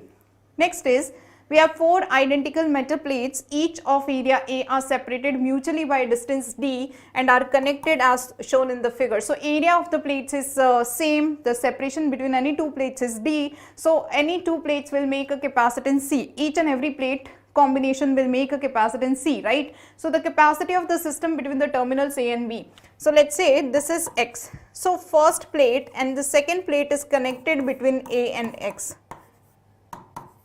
Now the second and third plate is connected between again A and X, something like this, and this third and fourth plate is connected between X and B, something like this. So this is the equivalent circuit for this combination. So this is has capacity C, this has capacity C, this has capacity C. So this C and C in parallel will give you equivalent capacitance of 2C, C plus C, and this 2C and C between A and B will give you an equivalent capacitance of 2C into C divided by 2C plus C, that is C1 C2 divided by C1 plus C2. So this is 2C square upon 3C, so this is 2C upon 3, and 1C is equal to epsilon naught A upon D, so this is 2 epsilon naught A upon 3D, and that is option 4. Next is, during interference of light, energy is destroyed? No. Energy is created? No. Energy is conserved but distributed among bright and dark bands. So correct answer is option 3. Next is, a passenger in an airplane shell may see a primary and secondary rainbow as a concentric circle, right? So correct answer is option 2. Next is, an EM wave is propagating in medium with velocity VI cap. That means it is moving along direction x-axis. The instantaneous oscillating field of is along y-axis. Then what is the direction of the magnetic field? So E cross B will give you the direction of velocity. So E cross B, that is it should come out along I cap. So this is J cap. So J cross K is I cap. That means B should be along K cap, that is along positive direction, which is option 2. Next is, a heavy rope is suspended from a rigid support. A wave pulse is set up at the lower end. Then pulse will travel with what velocity? So velocity is directly proportional to T upon M. M is mass upon length. So it is under root T upon M upon L. So it as the pulse is traveling up, L is increasing, right? So speed of the wave will increase. The pulse will travel with increasing speed as it is going from lower end to upper end. Next is, a voltmeter of resistance 1000 ohms gives full scale deflection when a current of 100 milliampere, which is equal to 0.1 ampere, flow through it. The shunt resistance required across it to enable it to be used as an ammeter reading of 1 ampere at full scale deflection current is. So I know that I upon Ig is equals to 1 plus G upon S. So I is 1 divided by Ig is 0.1. So this is 10 is equal to 1 plus G upon S. So in this case you will get 10 minus 1 as G upon S, that is 9. So S is G, that is 1000 divided by 9. So correct answer is 111 ohm.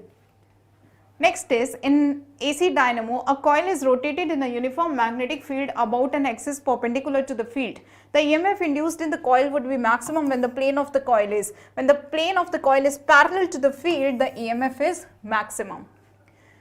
Next is, if the dielectric constant of the substance is 4/3, then its electric susceptibility. So over here, electric susceptibility is given as epsilon naught K minus 1. So epsilon naught K is 4 by 3 minus 1. So this will give you epsilon naught by 3, which is option 1.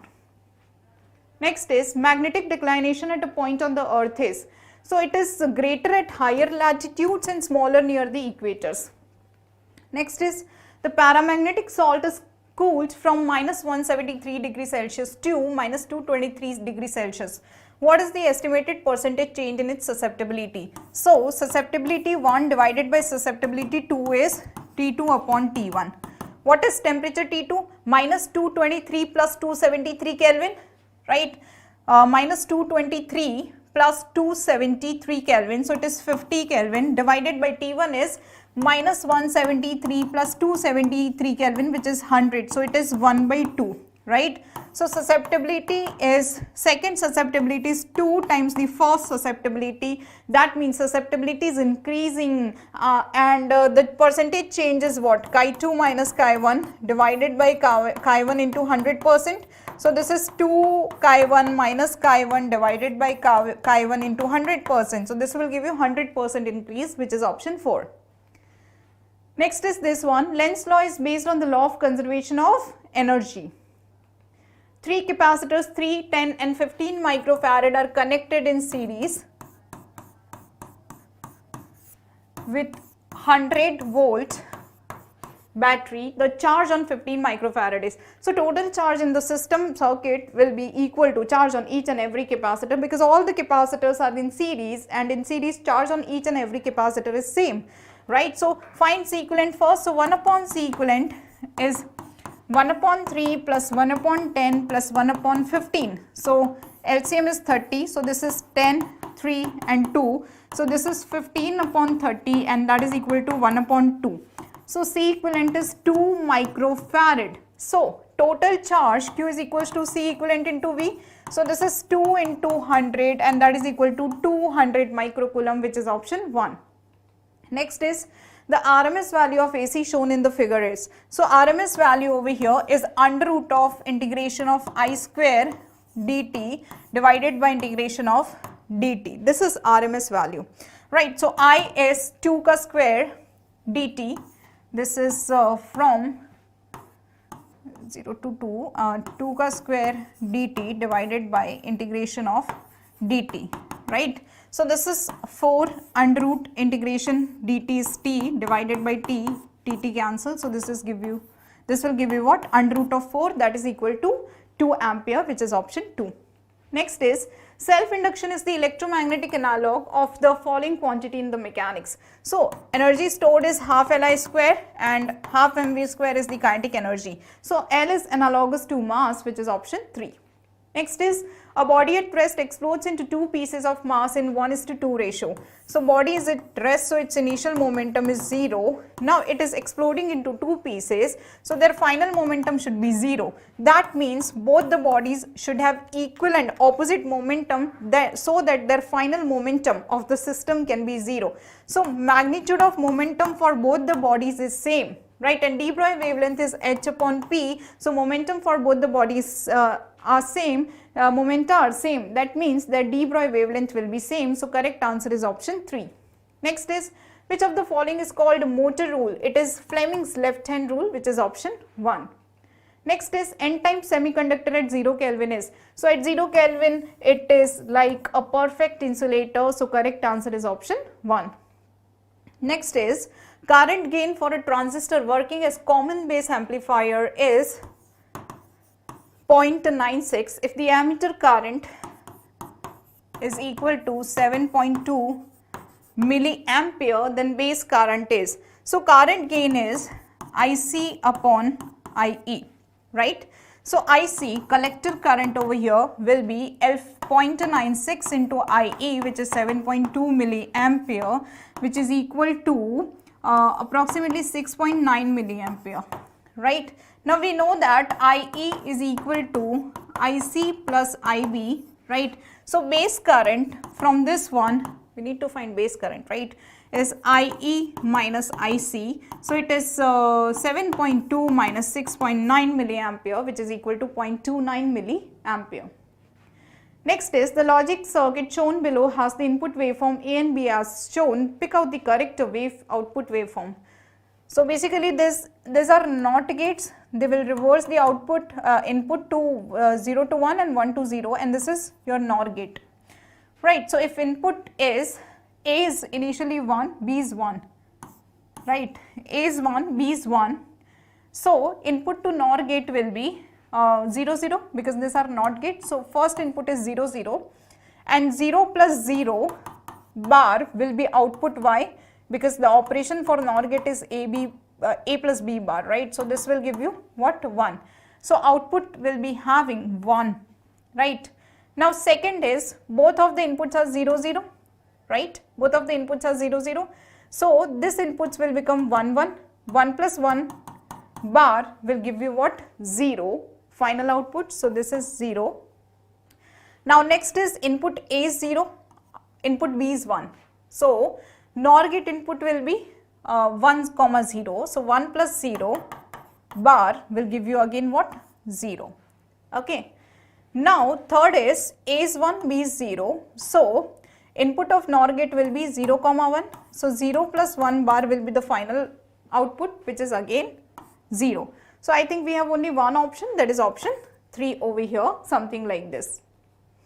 Next is 10 power 16 fissions per second are taking place in a nuclear reactor having efficiency 25%. The energy released per fission is 200 mega electron volt. The power output of the nuclear reactor is. So energy released per fission is 200 mega electron volt, and we have 1 second met in 10 power 16 fissions. So efficiency is 25%. Into per fission we are getting 200 mega electron volts. So I am converting into joules, and in 1 second we are having 10 power 16 fissions. So this is the power of the reactor, that is equal to 80 kilowatt. Next is the breaking stress of a wire depends on material of the wire. It does not depend on the dimension. So correct answer is option 1. Next is, if the equation of the motion of a projectile is y is equal to 3x minus x squared divided by 8, the range and maximum height are. So you can take 3x common. So it is 1 minus x upon 24. Let's equate it to y is equals to x tan theta into 1 minus x upon r. So by equating this one, you can see that r is 24. Now tan theta is 3. And we know that r upon h is equal to 4 upon tan theta. So h will be r tan theta divided by 4. R is 24, tan theta is 3 and divided by 4. So this will be 6 and 18. 18 will be the maximum height. So correct answer is option 2. Next is this one, assertion, work done by friction is always negative. Not true. It can be positive, it can be 0. Next is reason, when frictional force acts on body, its kinetic energy may decrease. So yes, it can decrease if work done by friction is negative, right? So assertion is wrong, reason is true. So correct answer is option 4. Next is sensitivity of a potentiometer can be increased by increasing series resistance in the primary circuit. Yes. Increasing the length of the wire. Yes. So both are true. So correct answer is option 3.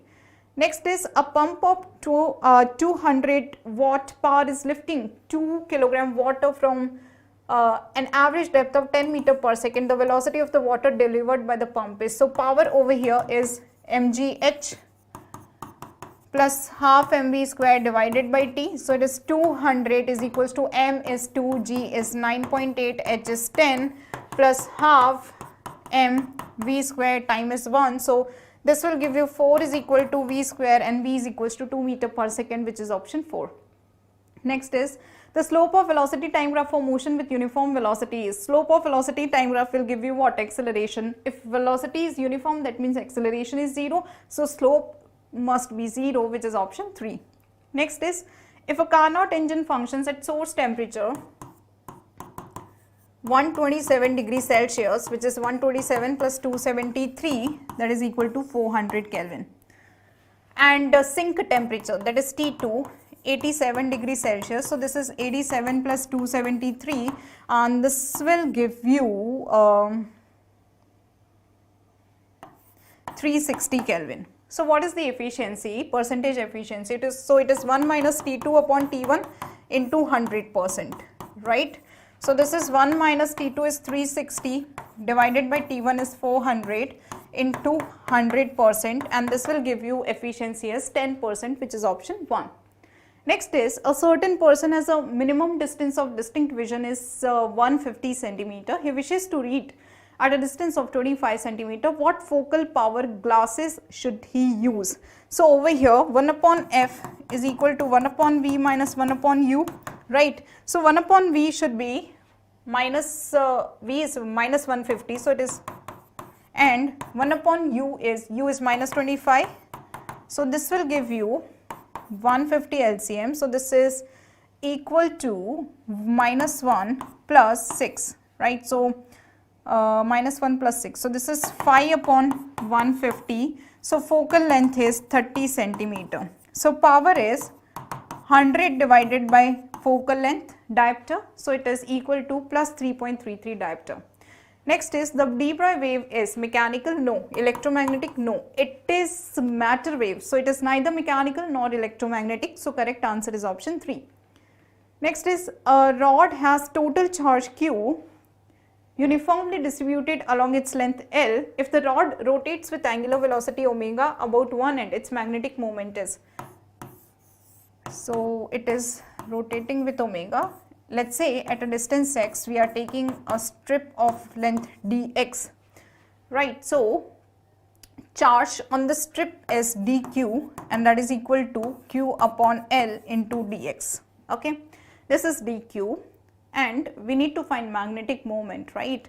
So in this case, you can find current I as dq upon t, which is equal to q dx upon L into time period is 2 pi by omega. So this is q omega upon 2 pi L into dx, into dx. So this is current. So dm of this small strip is equal to I into A. I is q omega upon 2 pi L into dx into A is pi x square. So this will be q omega upon pi cancel, 2L x square dx. Integrate it from 0 to L, you will get your total angular momentum over here, magnetic moment. So it is q omega upon 2L into x cube by 3, and it is from 0 to L. So this will give you correct answer as q omega L square divided by 6, which is option 4. Next is, a radioactive nuclei can decay simultaneously by two different processes which have decay constant lambda 1 and lambda 2. The effective decay constant of the nucleus is. So we know that dn upon dt is equal to dn1 upon dt plus dn2 upon dt.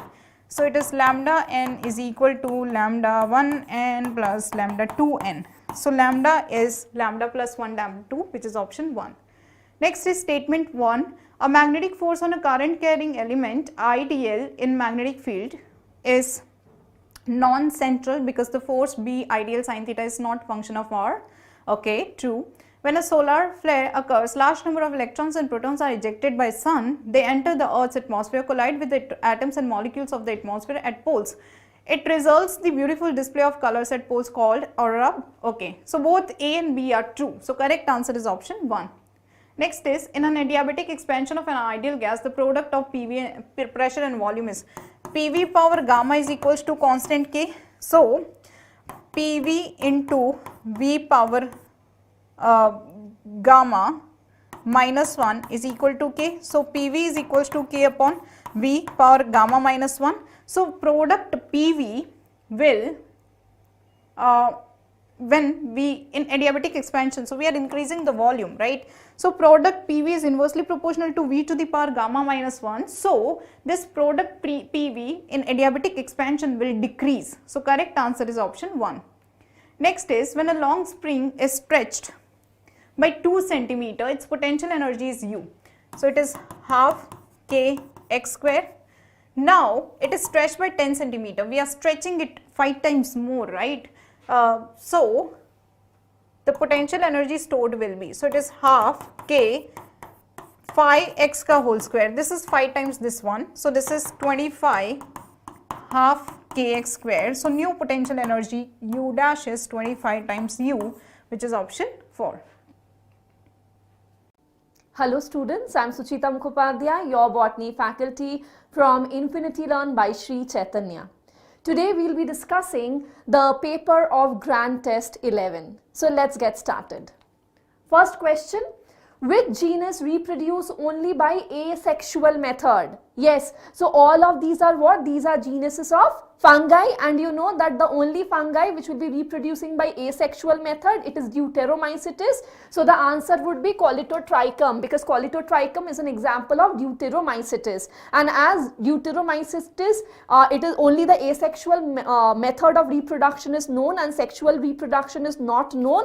That is why we also call Deuteromycetes as fungi imperfecti. Moving on, pick the wrong match. Archegoniophore Mackentia, correct. Rhizophore Selaginella, absolutely correct. Pneumatophore Rhizopus, is this correct? The answer is no. Rhizophora, Sonaracea, all of them have pneumatophore or the breathing roots, correct. So this one is the wrong match.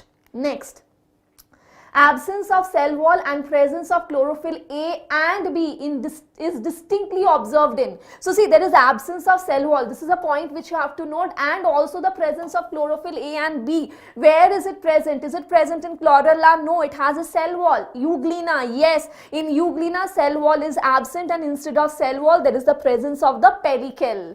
Right? So this is the correct answer. Moving ahead. Bivalents are formed as a result of, when is the bivalent formed? During the formation of the synapses, right? So when the two homologous chromosome beta, this is one homologous chromosome, and say this is another homologous chromosome, correct? So these two homologous chromosome bacha, they are coming together. They are coming together. This is known as synapses, right?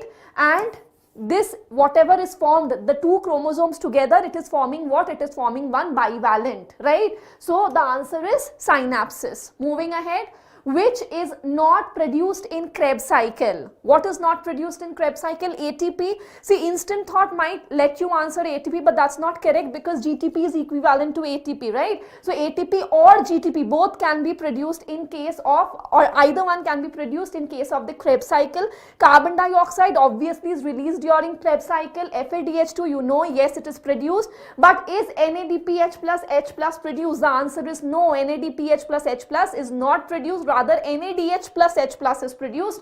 So this is the correct, like this is not produced in Krebs cycle. Next, denaturation, annealing and extension. Come on, very simple. PCR, right? PCR is 4. Separation, purification and formulation. These steps are involved in downstream processing. So it is 1.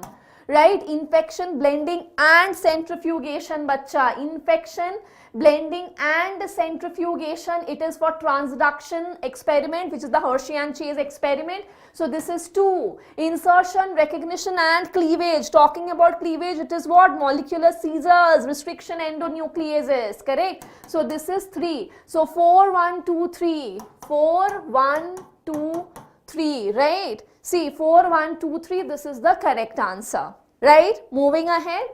Now, bark does not include, what is bark? Anything above the vascular cambium ring, it constitutes the bark. It will contain the secondary phloem and the periderm, right? So secondary phloem will obviously have the bast or the bast fibers, right? It will have the cork. Periderm includes everything, the phelogen, the phloem and the pheloderm. All these three together is the periderm. So all of these are present in the bark, but please remember, wood is not present. Do you remember what is wood? Wood is secondary meristem, and secondary meristem do not participate in the formation of the bark. So this is the correct answer. Moving ahead. What is absent in the grass stem? Intercalary meristem. No, it is present. Fibrovascular bundles, absolutely present. Water cavities in xylem, come on yaar. Grass is a monocot, and monocot will be having in their stem the water cavities in the xylem. Correct. Dumbbell-shaped bulliform cells. Now, if you don't read this question properly, you will intend to miss out on this part. They have dumbbell-shaped guard cells, but not dumbbell-shaped bulliform cells. So, this is the one which is absent in the grass. Next, unbranched stem with only one type of sporophyll aggregated into cones is observed in. Unbranched, which one is unbranched? Come on, out of all of these. See, unbranched stem is one hint and sporophyll aggregated into cones is the other hint. Cone formation present either in pteridophytes or in case of what? Or in case of gymnosperms, but that also not all pteridophytes will be producing cones. So papaya is absolutely wrong. Angiosperms, papaya do not produce cone. Cucurbita does not produce cone.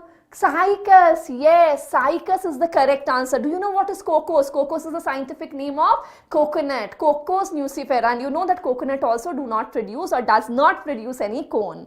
Right, moving ahead. The breeding of crops with high level of minerals, vitamins and proteins is called, very easy. Yes, what is it? It is called biofortification. Moving ahead, Taq polymerase enzyme is involved in. Where is Taq polymerase used? In the process of PCR. And what is PCR actually? It is basically an in vitro DNA synthesis, right? Okay, chalo, next question. What is not true regarding synergid cells, right? It is a maternal cell, absolutely. It is present within the embryo sac. And what is embryo sac? It is a female gametophyte. So, this is correct. It possesses filiform apparatus, absolutely. The filiform apparatus will be producing chemicals which will be guiding the pollen tube inside the embryo sac. So, this is also correct. Pollen tube enters into it, yes. Synergids, again obviously correct. So, if the synergid contains filiform apparatus, so the chemical stimulus will be coming from the synergid. So, basically the pollen tube will first enter the embryo sac through the synergid. So, this is also correct. So, they are fertilized by the sperm, absolutely incorrect, right? Because sperm, it fertilizes either the egg cell or it can fertilize the secondary nucleus, or as you can, as is written in the NCERT, the polar nuclei, correct? Chalo. Which of the following aid is made of characters in form of alternatives? Aids means here we are referring to taxonomic aids, right? Having characters in form of alternatives. Which one is it? It is the key. See, they are talking about aid, so you cannot write couplet. Right, couplet wouldn't be correct here because they are talking about the aid. The alternate statement, together it is known as the couplet, right? Moving ahead. Probiotic member helpful in enhancement of vitamins in the human gut is very easy, right? Which one is it? Lactobacillus, right? Moving ahead. Which one among the following do not occur in RER? Protein folding, yes, it takes place. Glycosylation of lipids, it starts in the RER. Protein synthesis, obviously it takes place, but lipid synthesis beta, it takes place in the SCR. Yes, it will take place in the SCR, not in the RER. Next, complex post-fertilization changes takes place in. So, complex post-fertilization changes, it will be taking place where? In red algae, correct? It will take place in the red algae. Laminaria, it is not a red algae, it's a brown algae. Polysiphonia is the correct answer. This is a red algae. Anabaena, it is a cyanobacteria. Rhizopus, it's a fungi. Okay, chalo. Pick the incorrect match. Bolting in rosette plants, gibberellin, this is correct. Seed germination in peanuts, ethylene, correct. Nutrient mobilization in plants, cytokinin, absolutely correct. This is known as the Richmond-Lang effect. Promotion of premature leaf fall. No. Like auxin does not help in promoting premature leaf fall. This is not something that auxin will be promoting. Now, which mineral element help in pollen germination and uptake of calcium? Very simple, straight from NCERT. The answer is boron, right? Moving ahead. Which change do not occur during mitosis? Centriole moves towards the opposite poles. Absolutely correct. Yes. Chromosome division takes place. Yes. Chromosome pairing. Now, here this particular thing. Does it take place in mitosis, bacha? Does the chromosome pairs in mitosis? No. Synapses formation takes place in prophase 1 of meiosis, right? So, this is the incorrect statement. All chromosome pairing does not take place in mitosis. Next. Which type of RNA polymerase catalyze the synthesis of rRNA in prokaryotes? Now, rRNA in prokaryotes, I think if you have read your NCERT properly, you know one thing for sure, that in case of the prokaryotic cells, only one type of RNA polymerase is present. So, the answer wouldn't be 1, 2 or 3 because these are present in the eukaryotic cell, right? So, the answer would be simply RNA polymerase. Next. Which plant group forms dense mat and check soil erosion? Dense mat it will form and it will prevent soil erosion. You know the answer, it is mosses. Again, next question. A group of dead cells joined end to end like a single unit. The above description is valid for. So, if there is a group of dead cells which is joined end to end and appear like a single unit, the answer would be definitely vessels. Correct? Chalo. Next, the 4 nuclei towards the micropylar end of the embryo sac contribute in the formation of synergid, yes, egg cell, yes, and one of the nucleus of the polar nuclei will come from the micropylar end only. So, all of the above. Okay, moving ahead. Which is not a weed variety? Which is not a weed variety? First one itself, Prabhani Kranti, right? It is a variety of bhindi, Abelmoschus esculentus, right? Which is resistant to the mosaic virus. Correct? Chalo. Next.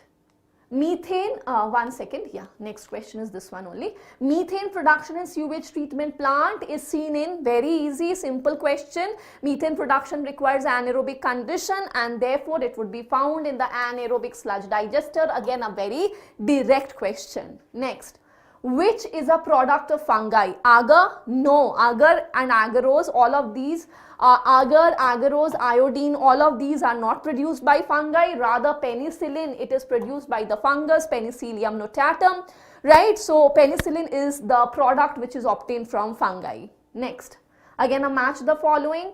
Papaya, watermelon, so it has many ovules in the ovary, correct? Camelina and Spansy, so they have clistogamous flowers.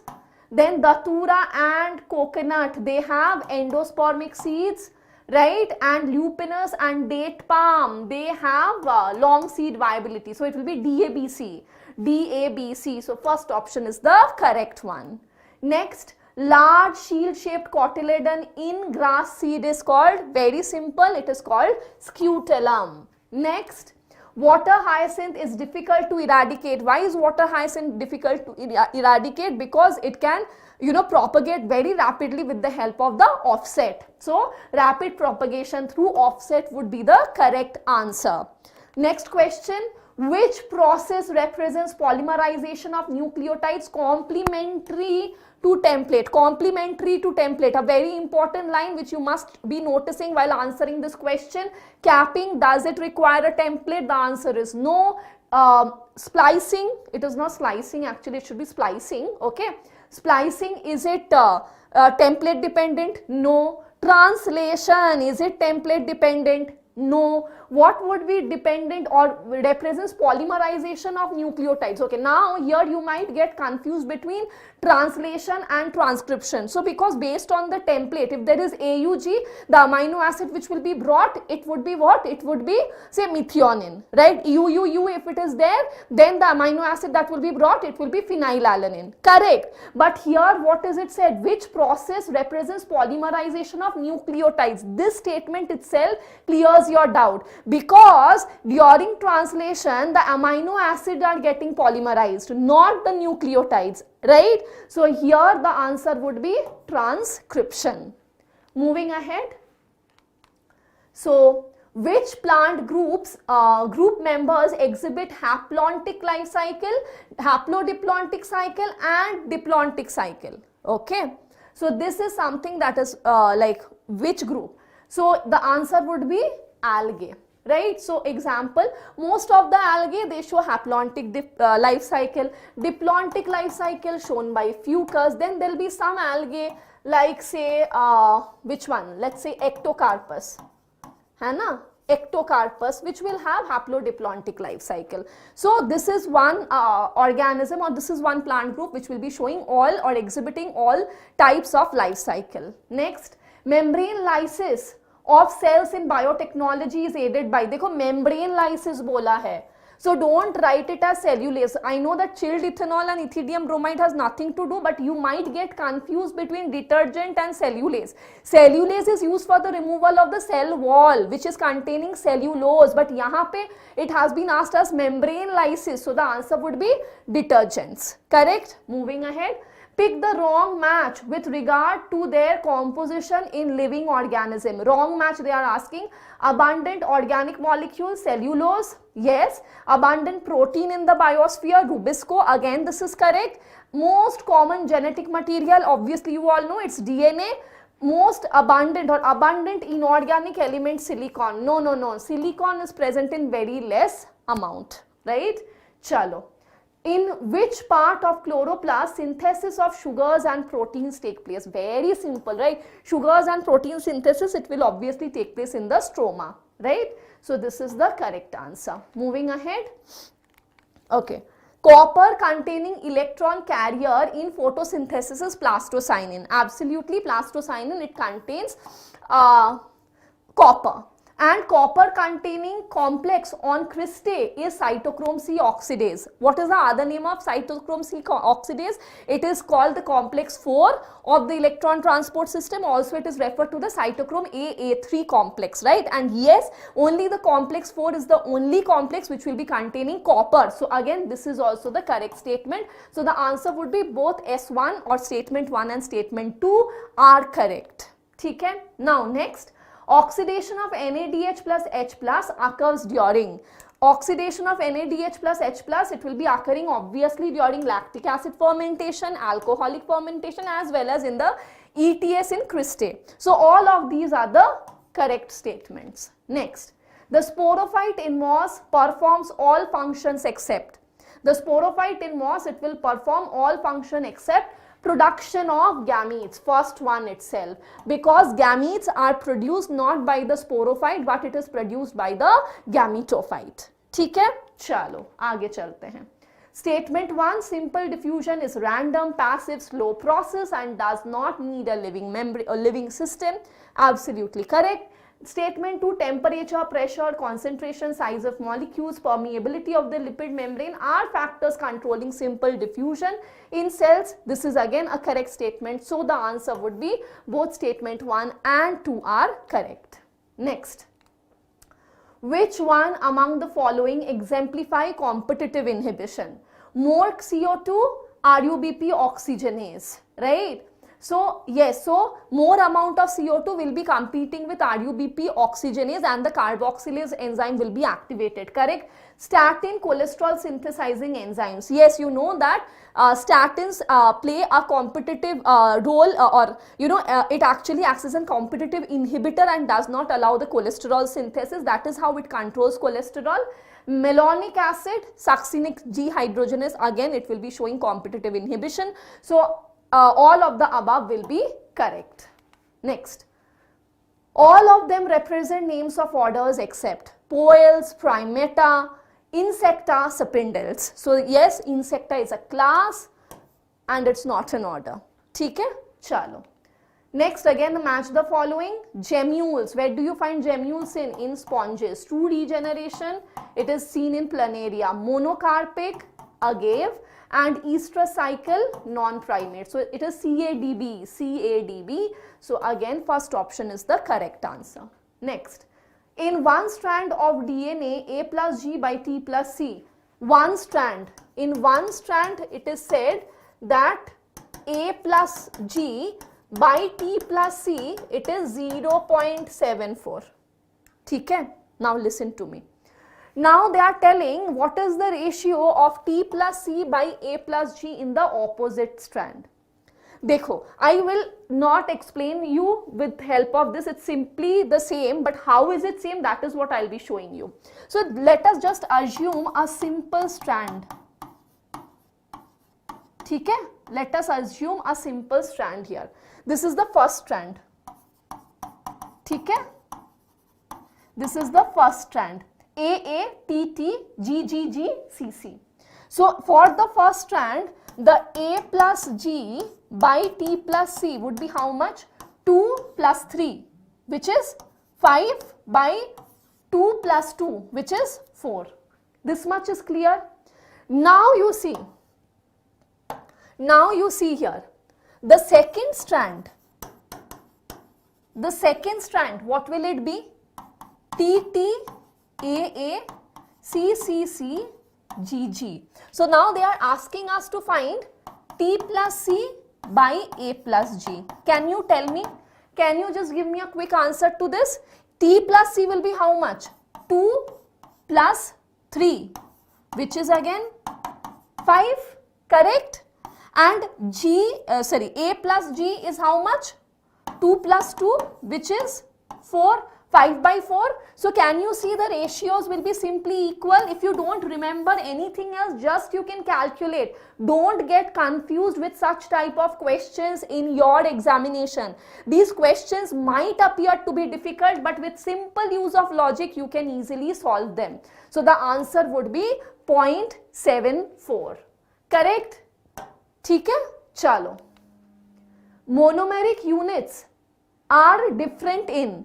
Monomeric units, they will be different in which one? Starch? No. Chitin? Absolutely not. It's a polymer of NAG. Correct?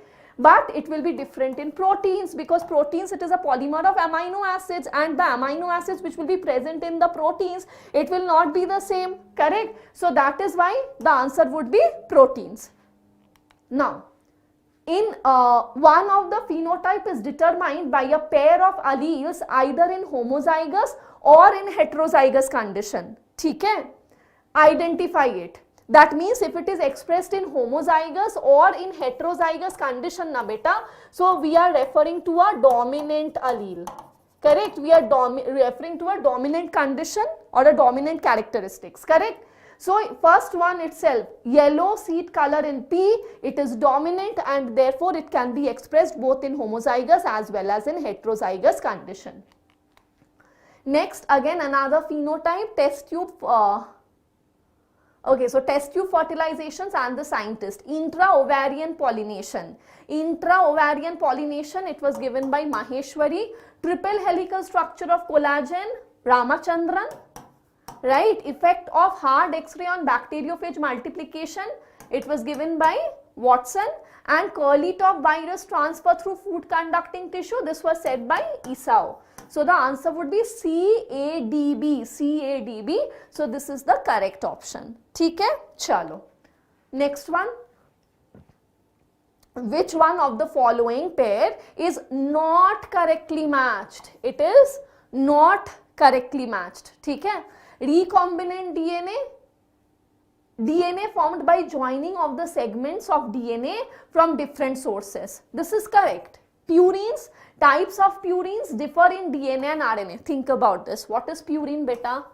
Adenine and guanine, they are purine. Does it vary in DNA and RNA? No, pyrimidines vary. In case of DNA, there is the presence of cytosine and thymine, whereas in case of uracil, there is the presence of, whereas in case of RNA, there is the presence of cytosine and uracil. Thymine is not present in RNA. So this is the correct statement. ठीक है? Next. I mean, this is not the correctly matched one. That is why it is the correct option. Chalo. Next, ricinus. Do you know what is ricinus? You might have what is ricinus? Ricinus is actually the scientific name for castor, and castor has what? It has oily endosperm. ठीक है? Tulipa, tulip. What is it? It's an ornamental plant of the Liliaceae family. So ornamental. Nicotiana, Solanaceae family, fumigatory effect, right? Mulethi, very easy, medicinal plant. Very simple, right? So 2, 1, 3, 4, 2, 1, 3, 4, first option again. Now, spooling refers to Now spooling question you have been getting on and off, right, in many of your tests. So I think all of you must have answered it correctly. It is the collection of pure DNA with the help of glass rod, correct? So that is known as spooling. Chalo, next. Sweet potato possess all except bisexual flower. Yes, it possesses bisexual flower. Modified tuberous root. Yes, radical buds absolutely present, but stem tuber is not present because it is a root modification. It doesn't have stem tuber. Okay. Now, beautiful. I just think this question is one of the beautiful questions here. So A has more effect on plant. A has more effect on plant rather than on photosynthesis. What is A? Think about it. Water.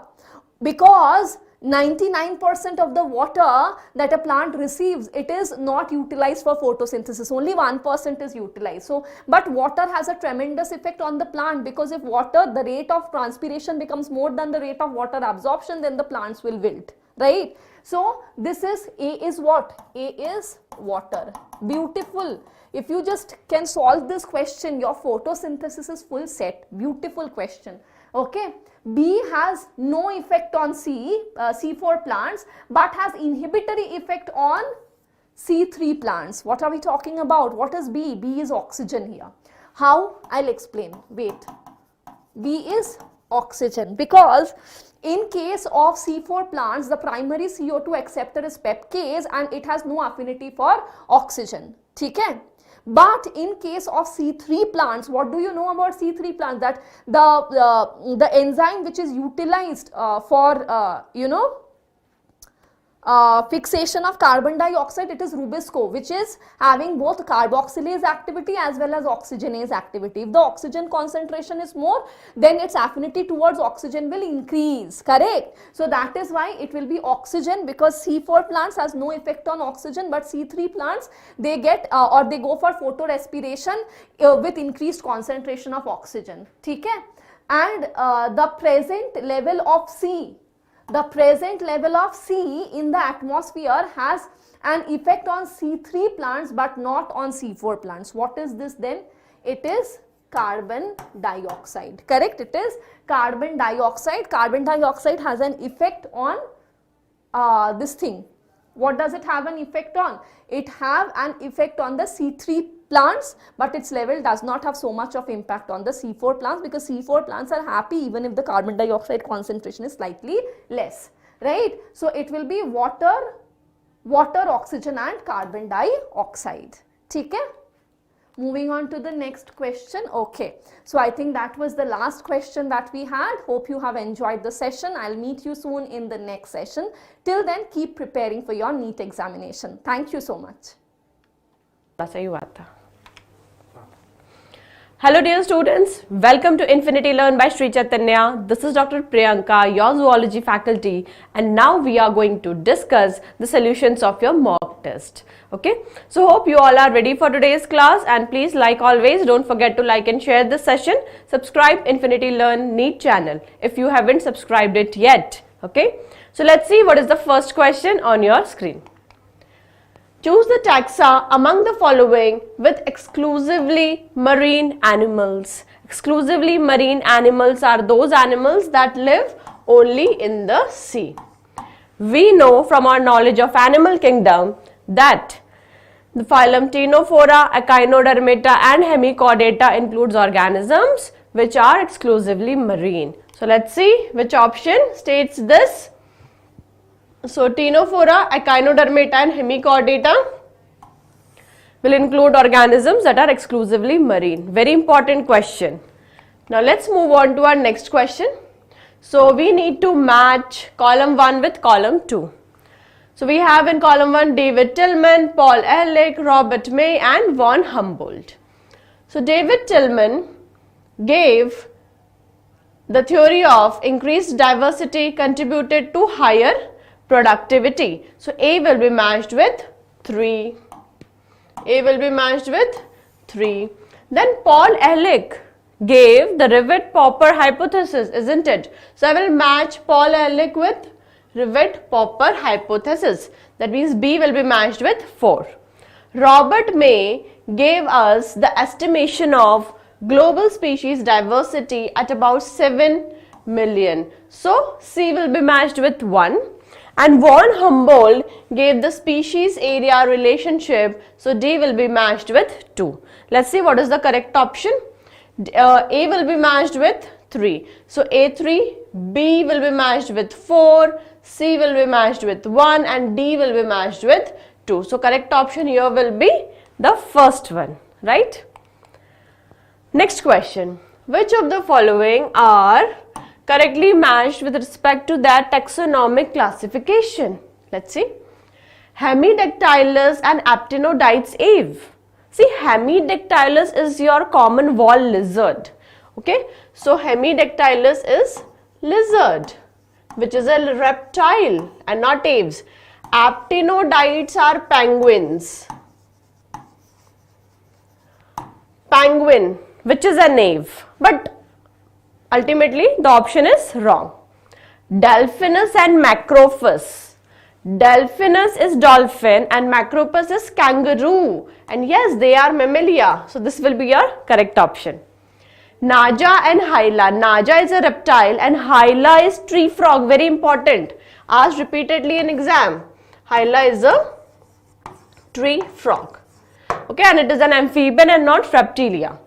Pterophyllum and Pteropus are Pisces. See, Pterophyllum is a Pisces, right? But Pteropus is a mammal. So this also is a wrong option. So correct option here is option 2. Let's move on to our next question. Receptors associated with aortic arch and carotid body mainly recognizes the change in concentration of, always one answer, PCO2 and H+. So CO2 concentration and H+ ions will be your correct answer for this question. Third is the correct option. Next question. Choose the correct statement about the features of cockroach. Okay, let's read these statements one by one.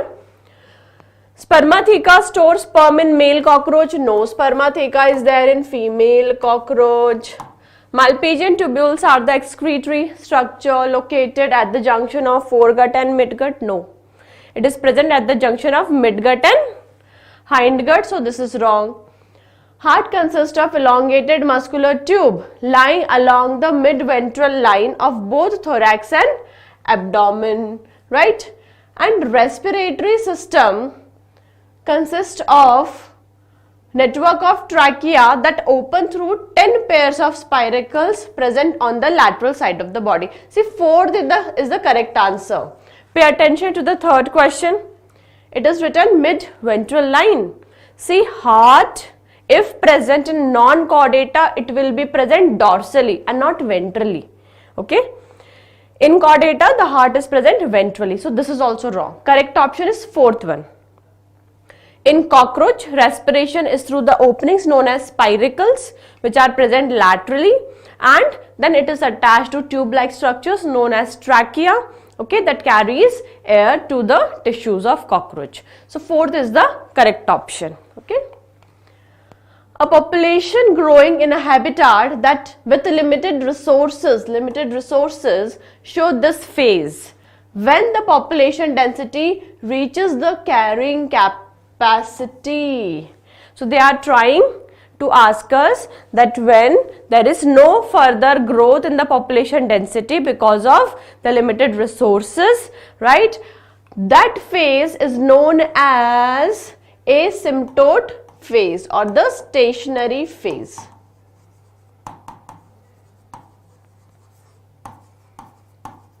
Okay, so correct option for this question will be second one. Next question. Which of the following combinations are correct? Okay, correct. Descending limb of loop of Henle is impermeable to water. Please understand, if this is the loop of Henle, okay, this is going down. So, this is the descending limb of loop of Henle.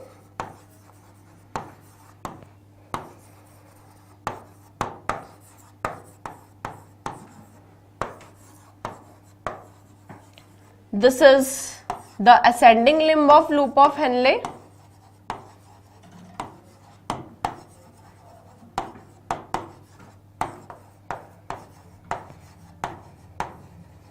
right? And this is permeable to water, and this one is permeable to solutes, right? Now let's read these statements carefully. Descending limb of loop of Henle, impermeable to water? No, permeable. Ascending limb of loop of Henle, highly permeable to water? No, solutes. Descending limb of loop of Henle, permeable to electrolytes? No, water. Ascending limb of loop of Henle, impermeable to water? Yes. It is permeable to NaCl and impermeable to water. So this is our correct option for this question, fourth one, right? Next question on your screen. Which of the following options best represents the enzyme composition of Succus entericus? What is Succus entericus? It is your intestinal juice.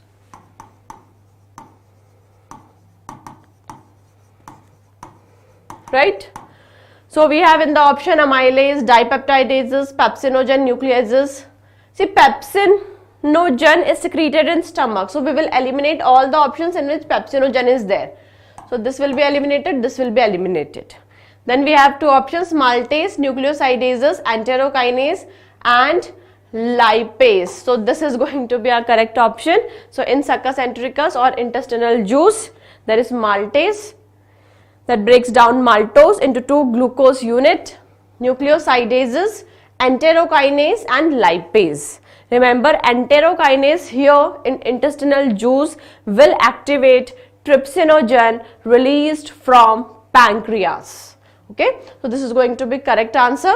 See here it is written lysozyme, it is secreted in saliva, right? Next question. Myelin sheath of axon in nervous system is produced by?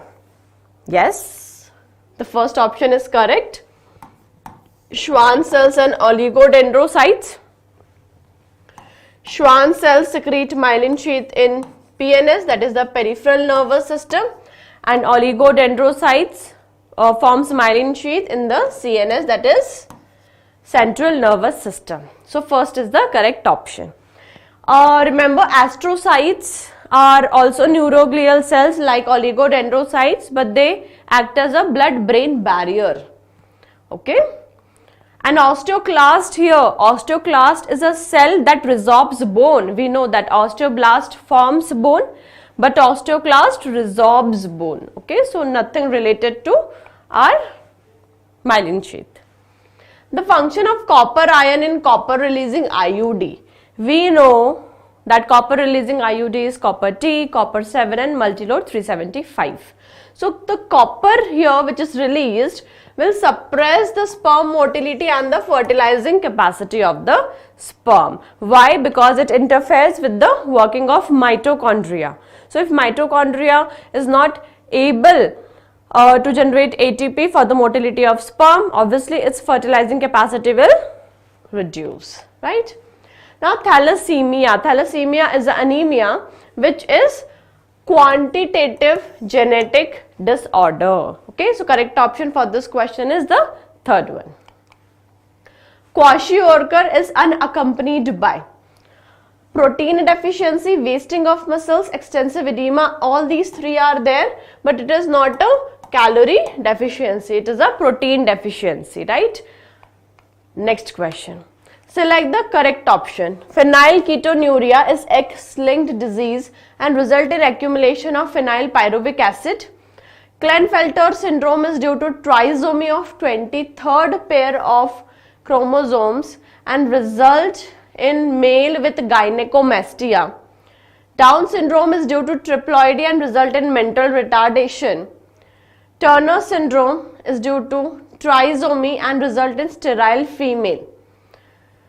See, Klinefelter syndrome, which is also denoted by XXY. So there is a trisomy in the 23rd pair of chromosome and it results in male with gynecomastia. Gynecomastia is development of breast in males. So correct option for this question is the second one.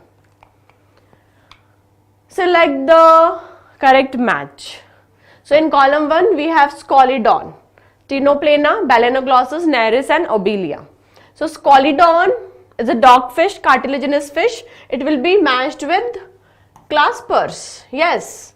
And remember, operculum is absent in cartilaginous fishes. Okay, and operculum, which is gill covering, is present in the bony fishes. Ctenoplana or ctenophora has a property of bioluminescence.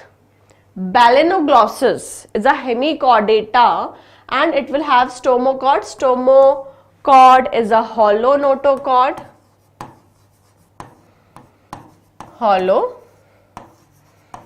notochord present in hemichordata, right? And stoma means mouth, right?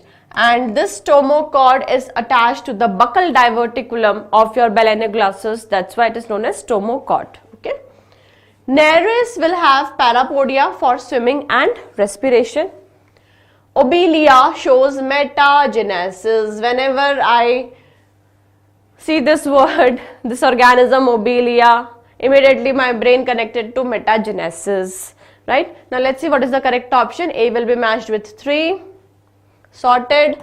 B will be matched with 4. Yes, ctenoplana have bioluminescence.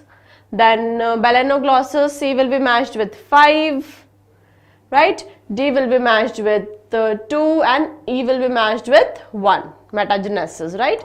So 3 is the correct option. Next question on your screen, columnar epithelium, columnar, okay, with microvilli, that means brush border columnar epithelium, will be present in PCT? No. In PCT there is brush border cuboidal epithelium, okay, brush border cuboidal epithelium is there. So correct option will be lining of intestine. This brush border columnar epithelium will increase the surface area for absorption in intestine. Let's move on to our next question. Select the incorrect among the following. Spermiogenesis incorrect. Spermiogenesis is differentiation of spermatids into spermatozoa. Absolutely correct and very important, right? Ovulation is the release of secondary oocyte. Yes. From secondary follicle, no. See, Graafian follicle ruptures to release secondary oocyte at the time of ovulation, right? So this is incorrect. Spermiation is release of sperm into the lumen of seminiferous tubule. Absolutely correct. Remember this, very important. Implantation is embedding of blastocyst in the endometrium of uterus. Absolutely correct. Okay. So trophoblast layer of the blastocyst has sticky cells. And as the blastocyst reaches the uterus, the layer that is covering the trophoblast, that is zona pellucida, will slowly wear off, and this trophoblast will help in sticking of your blastocyst, or it may help in implantation or nidation, right? So correct option or incorrect statement here was second one. Fine. Next question. What would be the heart rate of a person if the cardiac output is 10 liter? Cardiac output is 10 liters, right? Blood volume in the ventricle at the end of diastole, that is the end diastolic volume, is 150 ml and the end of ventricular systole is 50 ml. So you should know what is stroke volume. Okay, let's first understand to solve this question what is stroke volume.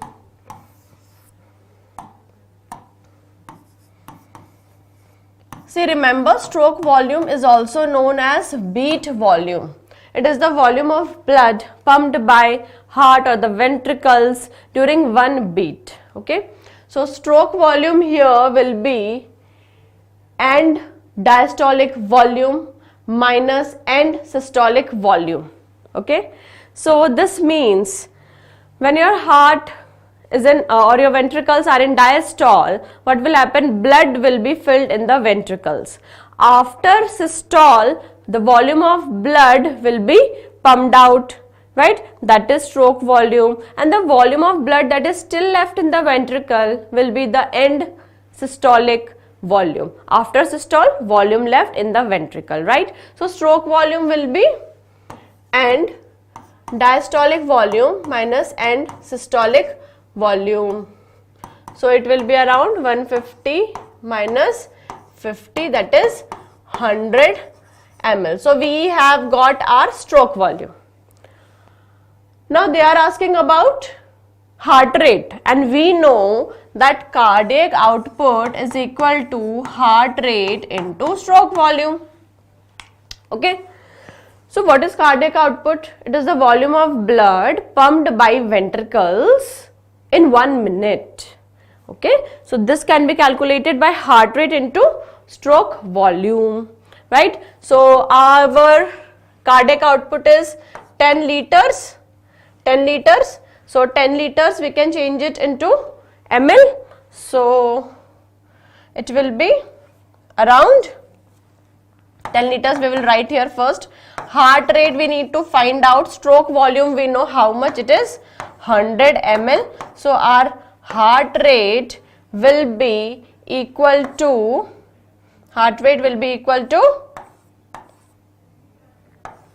right, upon 100. I have changed it into ml. So heart rate will be around 100 beats per minute.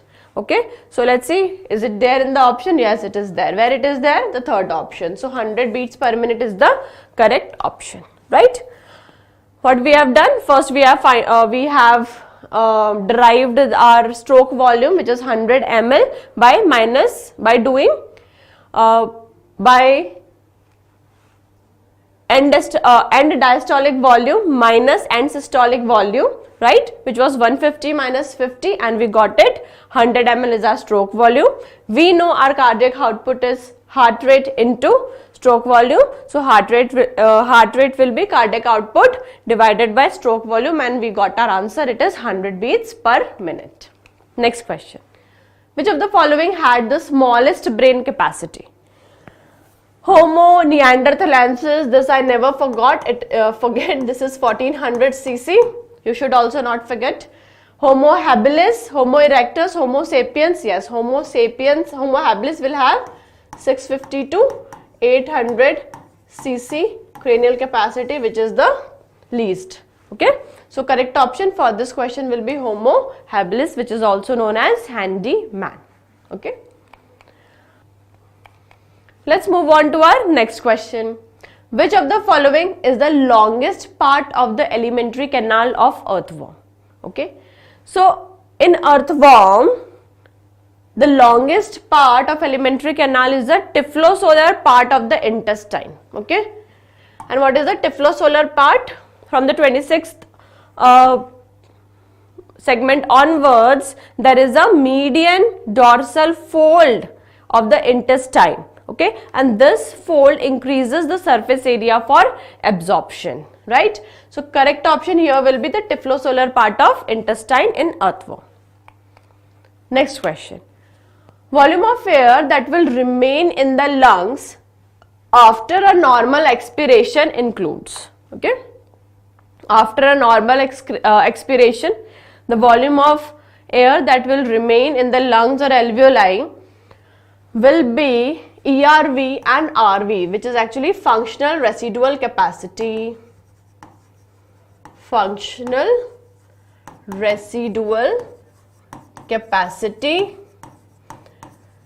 that will be and ERV expiratory reserve volume plus residual volume. So correct option here is 1. Next, match list 1 with list 2. Diphtheria will be caused by Corynebacterium diphtheriae. Pneumonia will be caused by Haemophilus influenza bacteria. Plague will be caused by Yersinia pestis, and typhoid will be caused by Salmonella typhi. Now let's see what is the correct option. A will be matched with 3. B will be matched with 4. C will be matched with 1, and D will be matched with 2. So correct option here is second one. Let's move on to our next question.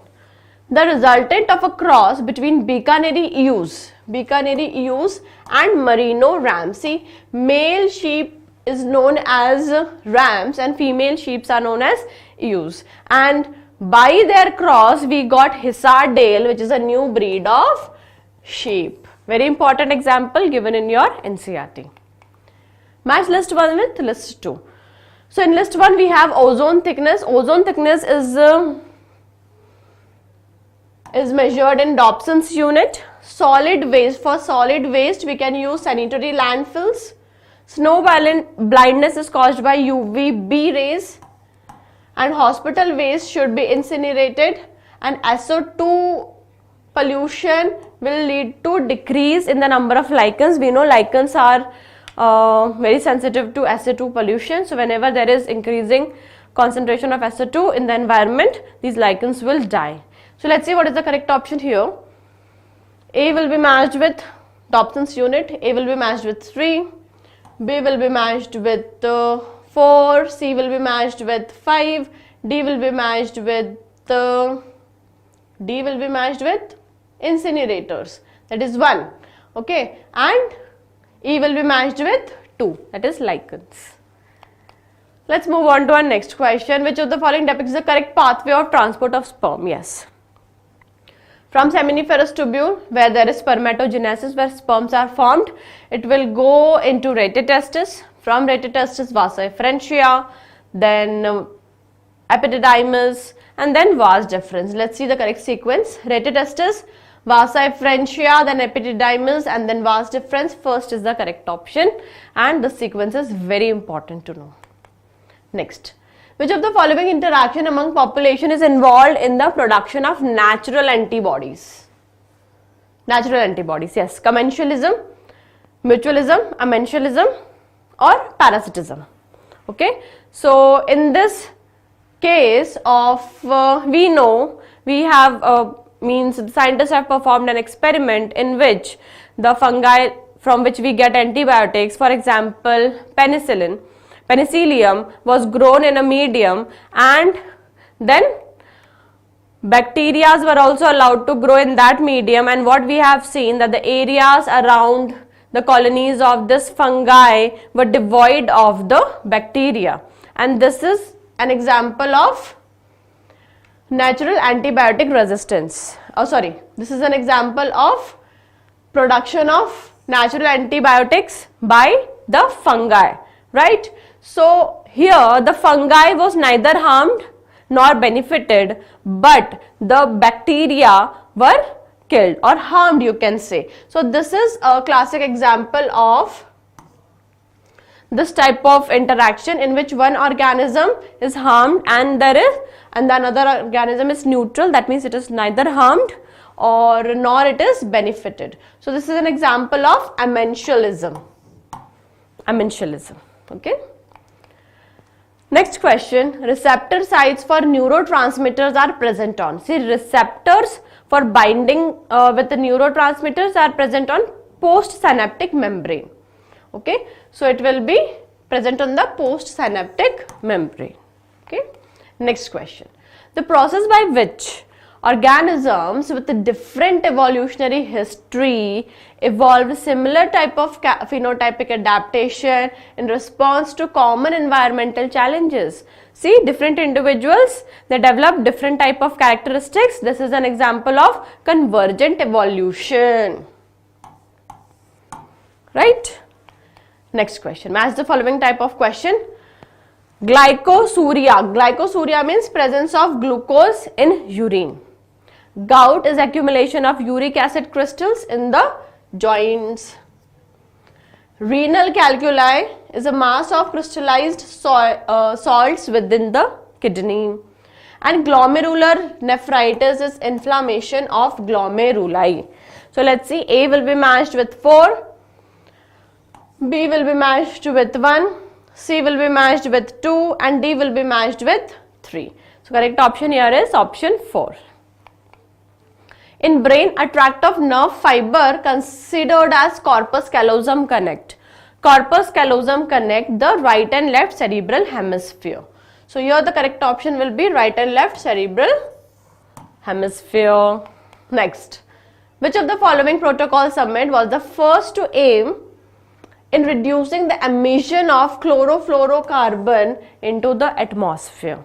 So here the correct option will be Montreal Protocol. A long slender bone with two curvatures and articulate. Articulate means connects with acromion process of the pectoral girdle. So this is the pectoral girdle that contains clavicle and scapula. Scapula is triangular and clavicle is the long slender bone, which is the collarbone. Correct option here will be the clavicle. Okay. Assertion reason type of question. Logistic growth model is considered a more realistic one when compared with the exponential growth model. Yes, because resources are not unlimited. Resources are limited. So there will be a lag phase, log phase and stationary phase, right? Reason says resources for growth for most animal population are finite and become limiting sooner or later. Absolutely correct, and this is also the correct explanation of assertion. So our correct option will be first one. Okay. Next question. Which of the following hormone act on both pancreas and gallbladder? We got your you got your answer, CCK-PZ, right? So CCK-PZ, that is the cholecystokinin pancreozymin, is the hormone that acts both on gallbladder and pancreas. It will contract the gallbladder to release bile juice, and it will stimulate pancreas to release pancreatic juice, which is rich in enzyme. Okay, so it's secretion of pancreatic enzyme and the release of bile juice into the duodenum. Your correct option will be cholecystokinin pancreozymin, that is CCK-PZ. Okay. Now two hormones are very important when we talk about GIT hormones. One is this CCK-PZ, another one is secretin, and questions are asked from there. Match the components of list 1 with list 2. Hypersecretion of growth hormone in adults will lead to acromegaly. That means there will be growth of only extremities, right? So acromegaly. Hyperthyroidism is Graves' disease, right? Which is also known as exophthalmic goiter. There is bulging of the eyeball, there is loss of weight, increase in heart rate, increase in blood pressure, everything is due to hyperthyroidism. Hypothyroidism is cretinism in children. When there is hypothyroidism, it leads to cretinism, and if hypothyroidism is there in adult, it leads to myxedema. Hyposecretion of growth hormone in children will lead to dwarfism. Right? Hyposecretion of glucocorticoids will lead to Addison's disease. Right? So let's see what is the correct option. A will be matched with 4. B will be matched with 3. Sorry, B will be matched with 5. C will be matched with 4. D will be matched with 1 and E will be matched with 2. So we have, one second, let's see again. A is matched with 3. A is matched with 3. So first will be the correct option. Isn't it? So A is matched with 3. Arrow thoda niche ho gaya. B is matched with 5 and C is matched with 4. D is matched with 1 and E is matched with 2. So correct option is first one. Let's move on to our next question. Which of the following are the incorrect matching pair of the events occurring during menstrual cycle? Incorrect. Luteal phase, it is also known as secretory phase, and increased secretion of progesterone. This is right. Menstruation, breakdown of myometrium, no. It should be endometrium. This is wrong. Proliferative phase, rapid degeneration of endometrium. This is wrong. Ovulation, releasing of ovum from Graafian follicle and LH surge. This is right, but I think this should be secondary oocyte. But still the statement is right. Okay. So two statements are right, A and D. A and D. So correct option here is second one. Next question. Match the following structure with their respective location and organs. Crypts of liver cone is present in small intestine. Glissen's capsule in liver. Columns of botany in kidney, Brunner's gland in duodenum, mucosa, submucosa of duodenum. Let's see. A with 3, B with 4, A with 3, B with 4, C with 1, D with 2. So correct option here is third one. Let's move on to our next question, and before that please don't forget to like and share this session and subscribe Infinity Learn NEET channel. Which of the following hormone of kidney stimulate the production of erythrocyte? Production of erythrocyte is known as erythropoiesis, which is due to the hormone erythropoietin released from juxtaglomerular apparatus of kidney. Next question. In which of the following assisted reproductive technologies, that is ART, the embryos are transferred to assist those female who cannot conceive? See, here they are asking about embryo. So gift will be eliminated because it is gamete intrafallopian transfer. So this will be eliminated, this will be eliminated, okay, and intracytoplasmic sperm injection will also be eliminated. So correct option will be ZIFT. What is ZIFT? Zygote intrafallopian transfer and intrauterine transfer. So embryo will be transferred in the uterus and zygote will be transferred in the fallopian tube. So this is the correct option, right? Next question. Select the correct pair regarding cardiac cycle. DUP sound, okay, this is the second heart sound which is caused due to closure of semilunar valve. They are asking they are saying that it is due to opening of semilunar valve. Galat, it's wrong. Purkinje fibers is a natural pacemaker. No, natural pacemaker is sinoatrial node.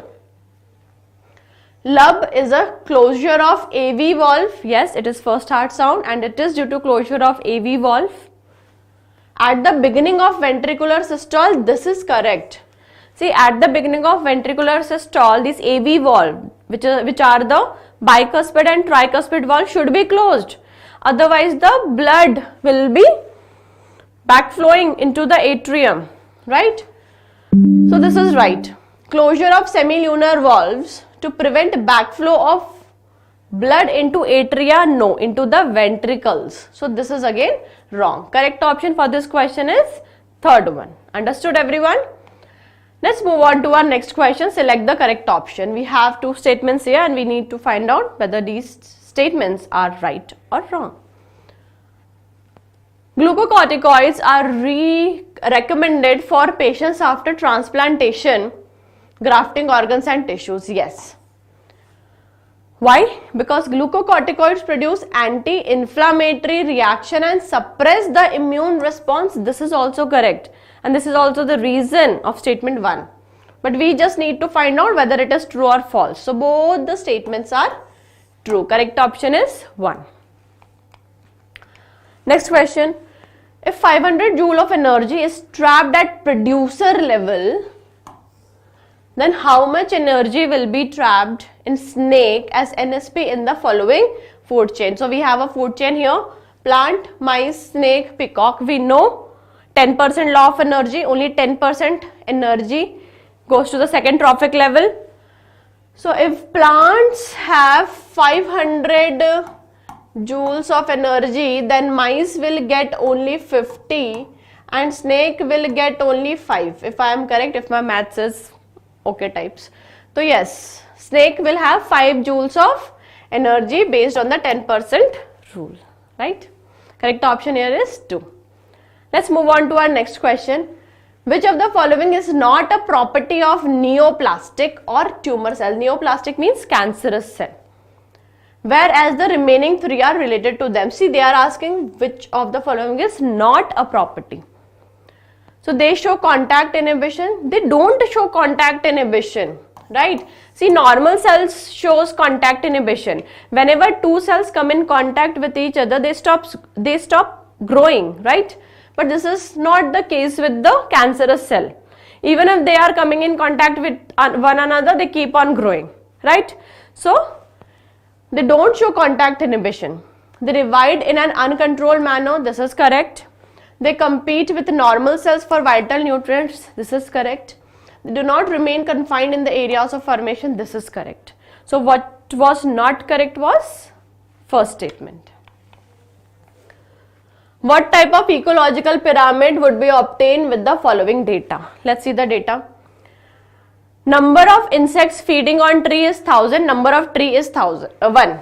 So on one tree, many insects are feeding. Okay, right? Number of large birds feeding on small birds is 10, but number of small birds feeding on insects is 100. So it was 1000. It will be 100 number of small birds, and large birds feeding on small birds are only 10, right? So this type of pyramid is a spindle shaped pyramid. Okay, so it is spindle shaped pyramid of number for the tree ecosystem. Correct option here will be third one. Again, assertion and reason type of question. A person goes to high altitude and experiences altitude sickness. Yes, this happens with me. With symptoms like breathing difficulty and heart palpitation. Yes. Due to high atmospheric pressure? No. The atmospheric pressure at altitude, higher altitude is less. At high altitude, the body does not get sufficient oxygen. This is correct, but atmospheric pressure is less. Right? So A is true and R is false. A is true but R is false. Correct option should be 3. Next question, again match the following type of question. Alpha-1 antitrypsin is used for the treatment of emphysema. So this with, this. Alpha-lactalbumin is present in milk of Rosie. Okay. Alpha amylase or ptyalin help in digestion of starch, and alpha interferons are biological response modifiers used to treat cancer, right? So let's see what is the correct option here. A will be matched with 3, B will be matched with 4, C will be matched with 2, and D will be matched with 1. So correct option here is first one. Next question. Select the correct combination from the following with regard to in situ conservation of biodiversity. See, in situ conservation means conserving the biodiversity in their habitat itself.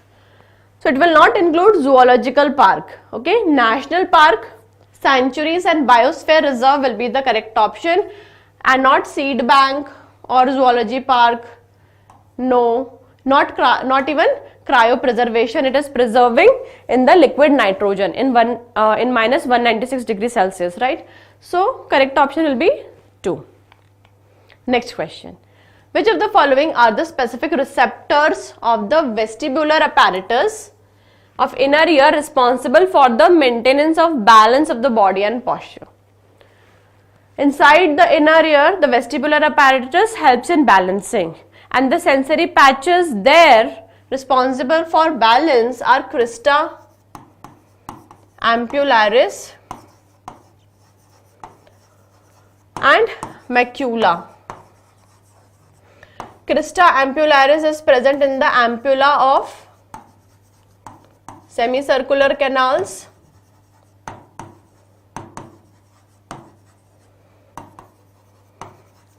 and macula is present in the utricles and saccules. Please remember this, many a times you tend to forget. So correct option here will be crista ampullaris and macula.